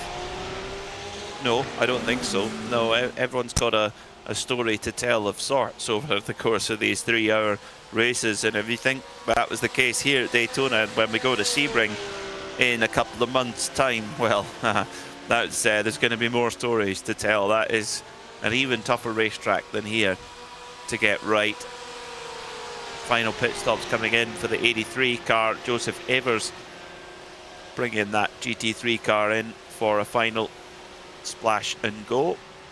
So Silpec still lead by a good margin, 50 seconds, so they can get into the pits, take a splash and dash and come back out with a comfortable advantage. So they don't need to worry about making it to the end or not on fuel. They can relax as far as fuel's concerned, at least, whereas Matrix Black, they need to make it to the end if they're going to stay on the podium, because if they don't and they pit, they will be overtaken for third by Scuderia Chicken House.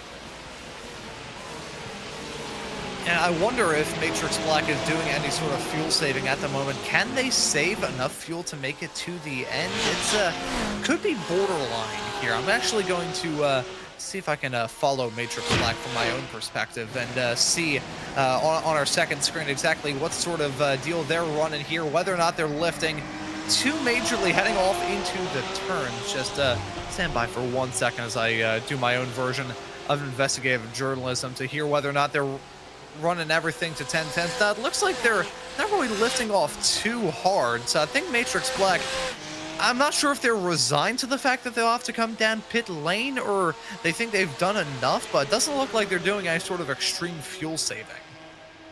Then I would think they're resigned then, unfortunately, because to get it to work, they would have to be doing pretty extreme fuel saving to see. I think they needed to save 2 laps as Roy Prescott comes through at the on a little bit of lap traffic there. Our leader in GT3 with 10 minutes left on the clock.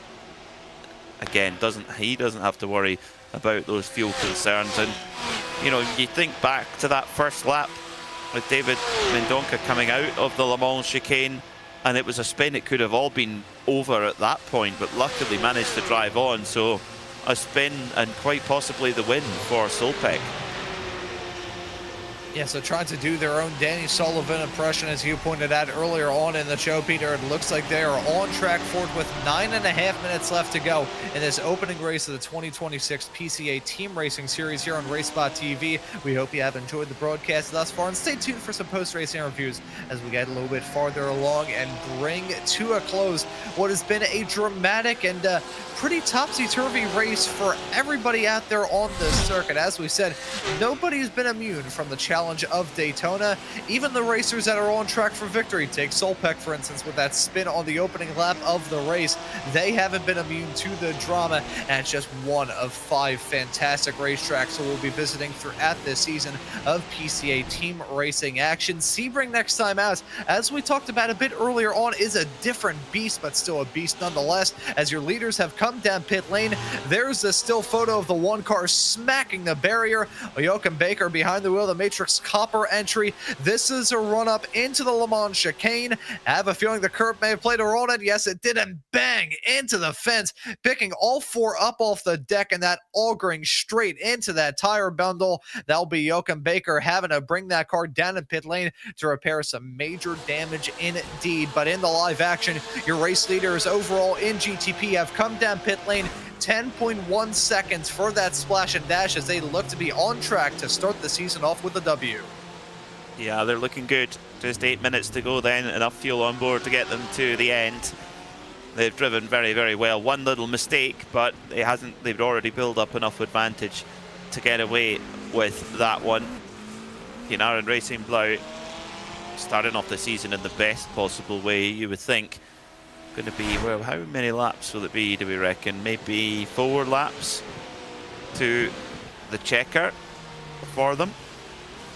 Meanwhile, the number 13 car, R-Speed Black, comes in for a final little splash. So quite a few cars now taking their last little splash and goes. Whoa, another spin for Joachim Baker. Oh, it's not a good end to the race for Joachim, unfortunately.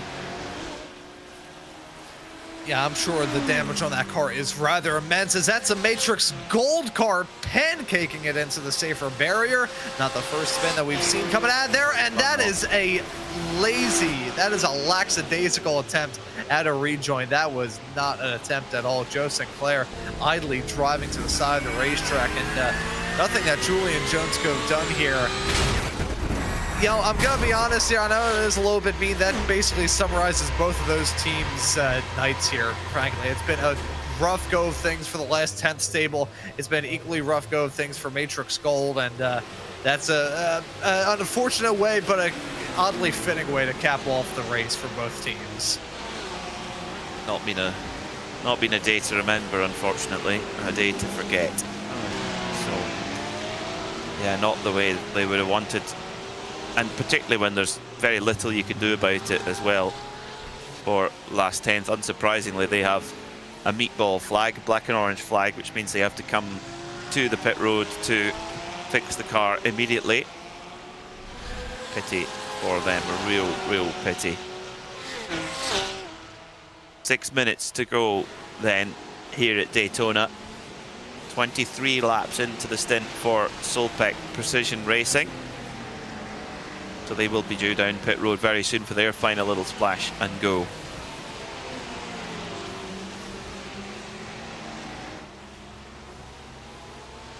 Julian Jones spinning with the major damage on that race car. I've seen a rather slam dunk penalty from Race Control. Matrix Gold picking up another black flag as a result of that unsafe rejoin from that 016.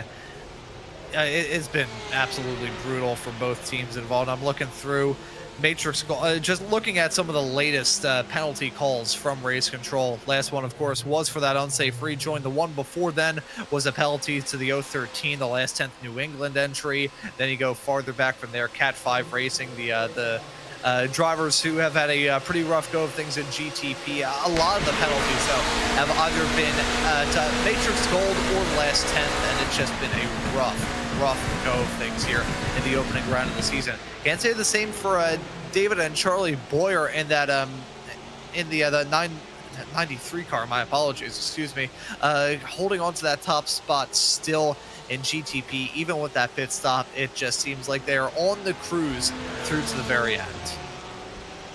That they are. Oh, there's still, the pain continues for Julian Jones. Spins on his way into the pit lane. That car looking very, very sad, unfortunately. That 016 last 10th car. Hopefully they've got a fast repair left in their pocket. If not, they're going to struggle to actually finish. In comes Solpec with 4 minutes and 16 seconds left on the clock. They can afford to do this. Imperial Motorsports 42 seconds behind, so it won't need much of a fuel splash. There it goes for Solpec. So yeah, plenty time in hand then for Solpec to come in and head back out in the lead. So it looks like it could be a win for them with a couple of laps left to go for Robbie Prescott and David Mendonca. Solpec Racing going for the spin and the win.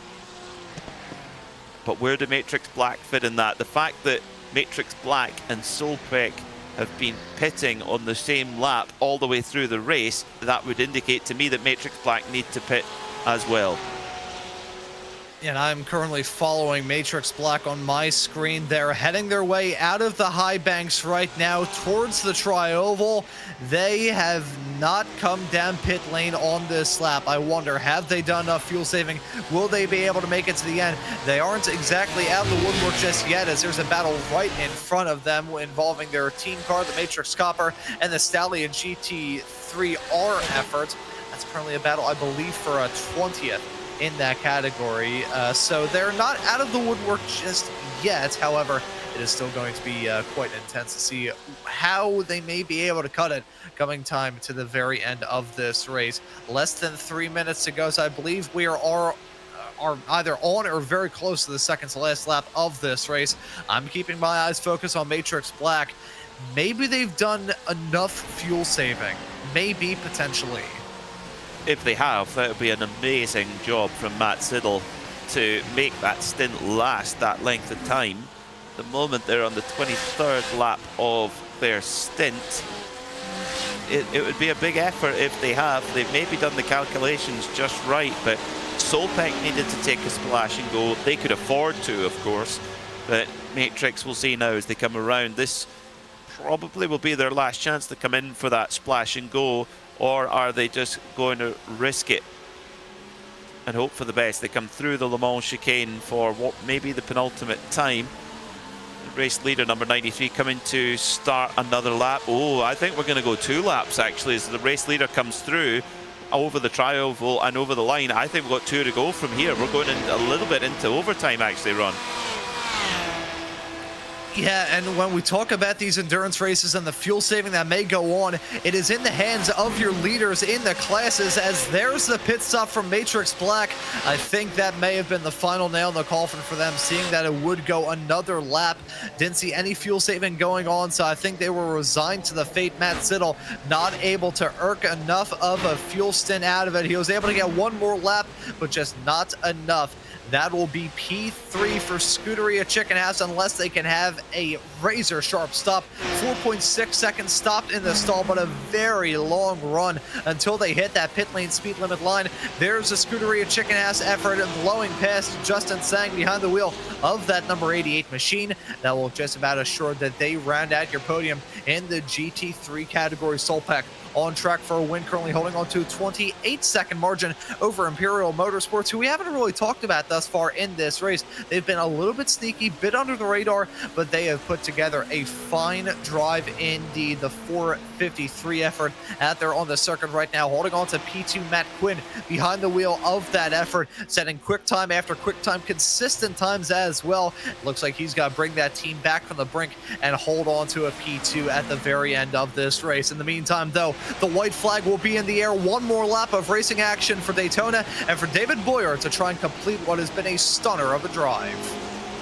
It has been a great job from Kinaran Racing as they take one more lap around this Daytona International Speedway. Imperial Motorsports in second. Those extra laps on each stint of the fuel have made a big difference and have allowed them to leap up into second place. And conversely, for Matrix Black, not making those stints last long enough has allowed Scuderia Chickenhouse to come through. So fuel saving and fuel usage has been key to those positions in the GT3 class. In GTP, well, it's really been total domination by Kinaran. Others have made big mistakes. They had one small mistake, but they got away with it. But in general, they've been the dominant force today. Yeah, they have been the force to be reckoned with from the drop of the green through to the fall of the checkered, and even beforehand, for that matter, frankly. They started off the day with the pole position, and then ever since then, the brotherly duo of David and Charlie Boyer have been able to keep this car on the road, keep it at 10/10ths, and run it all the way through to the checkered flag as he heads his way out of the Le Mans chicane. Just two more GT3 cars farther up the road, and that's going to be smooth sailing home to grab the checkered flag and round number one of the 2026 Porsche Club of America Sim Racing Team Racing Series.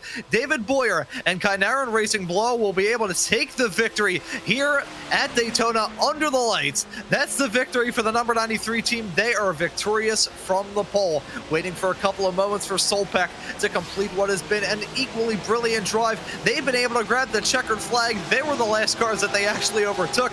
There's the victory for Robbie Prescott, David Mendonca, and that Solpeck Precision Racing car for a day that started backwards, literally backwards. They start off this season with the best foot forward with a victory here in Daytona. What a job from Solpeck Racing. They were the dominant force in GT3 anyway, that's for certain. They go into the rest of the season as the favourites with the target on their back. Fantastic job from that crew. Done everything right, and they will come home as your victors. Just a couple more corners to go.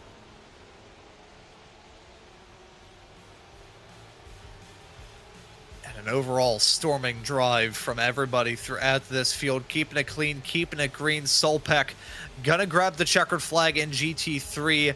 I think we have now seen the podium come across the line in GTP. Backmarker Motorsports will round out your podium in third after what was a pretty up and down day for them. We'll note, talking about your GTP field, is the fact that there was only one swaparoo in terms of where drivers started to where they finish, and it was for P4 and P5. Max Schnell started the race in 5th. The Lovebird started in 4th.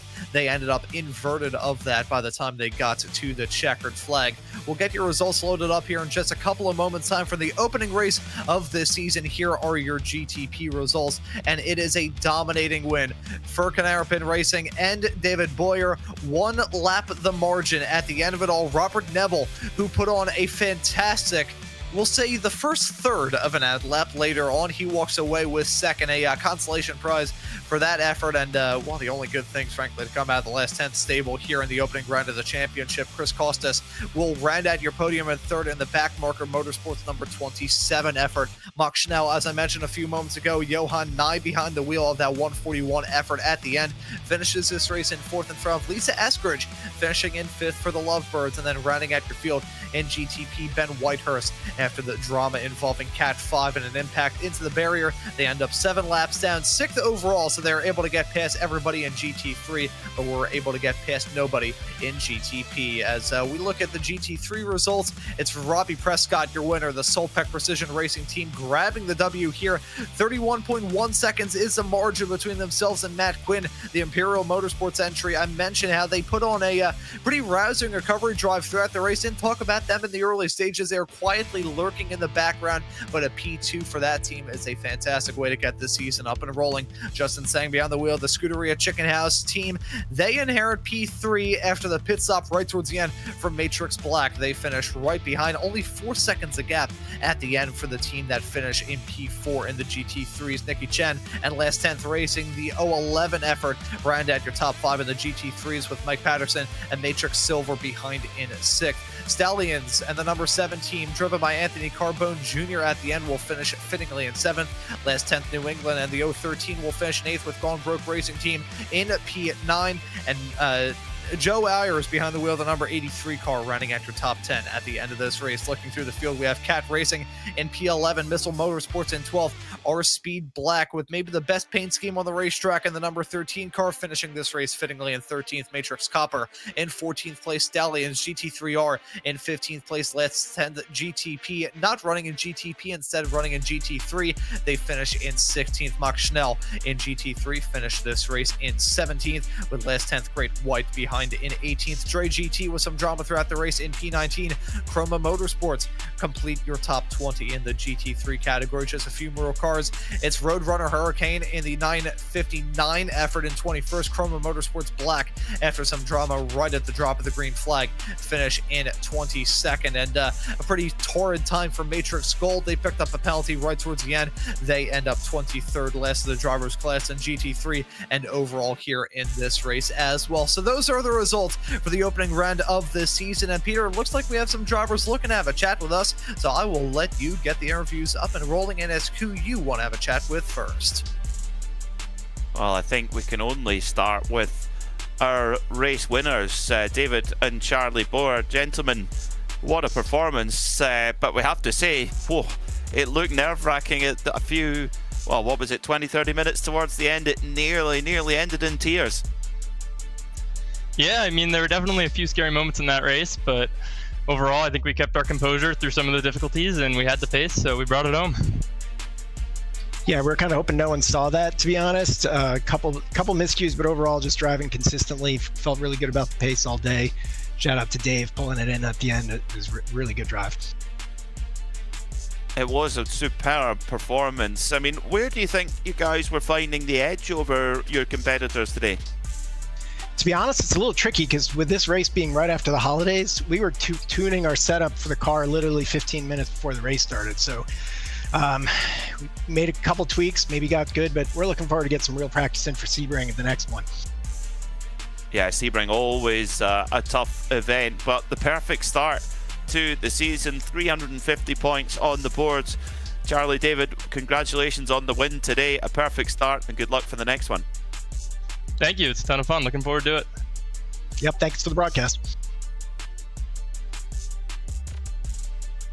So next up, let's get a chat with our GT3 winner, and Robbie Prescott joins us now.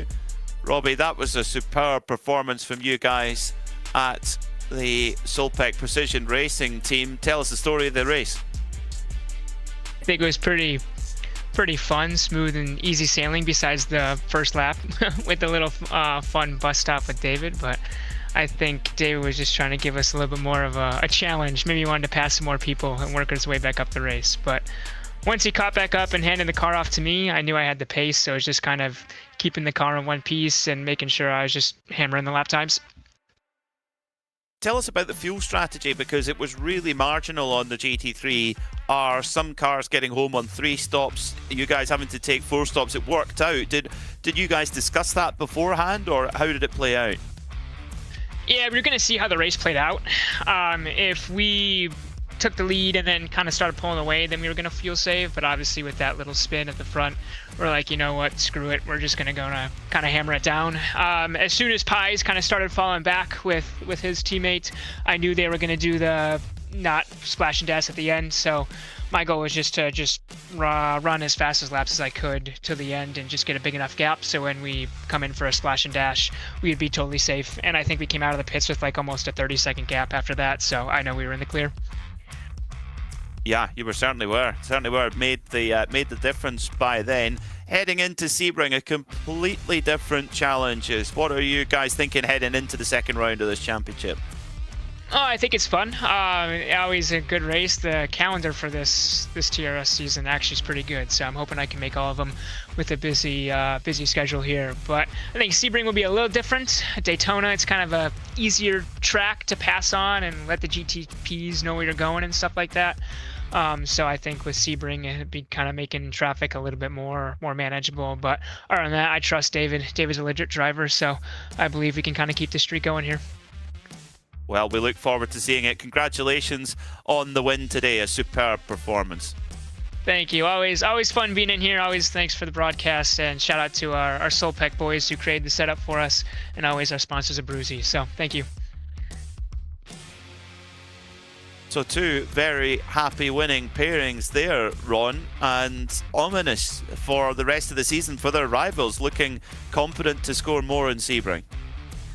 Yeah, the fact that our race winners even said in the GTP category, like, hey, we were still getting our setup ready to go 15 minutes before the drop of the green flag.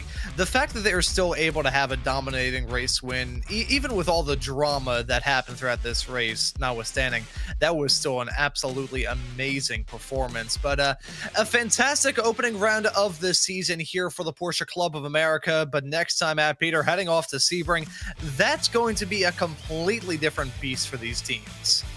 It is, yeah, couldn't be more different, but what a place. Sebring International Raceway, one not to be missed. The crews will be looking forward to it, I'm sure of it, and we're looking forward to calling it here on RaceSpotTV. We could see a completely different order of things.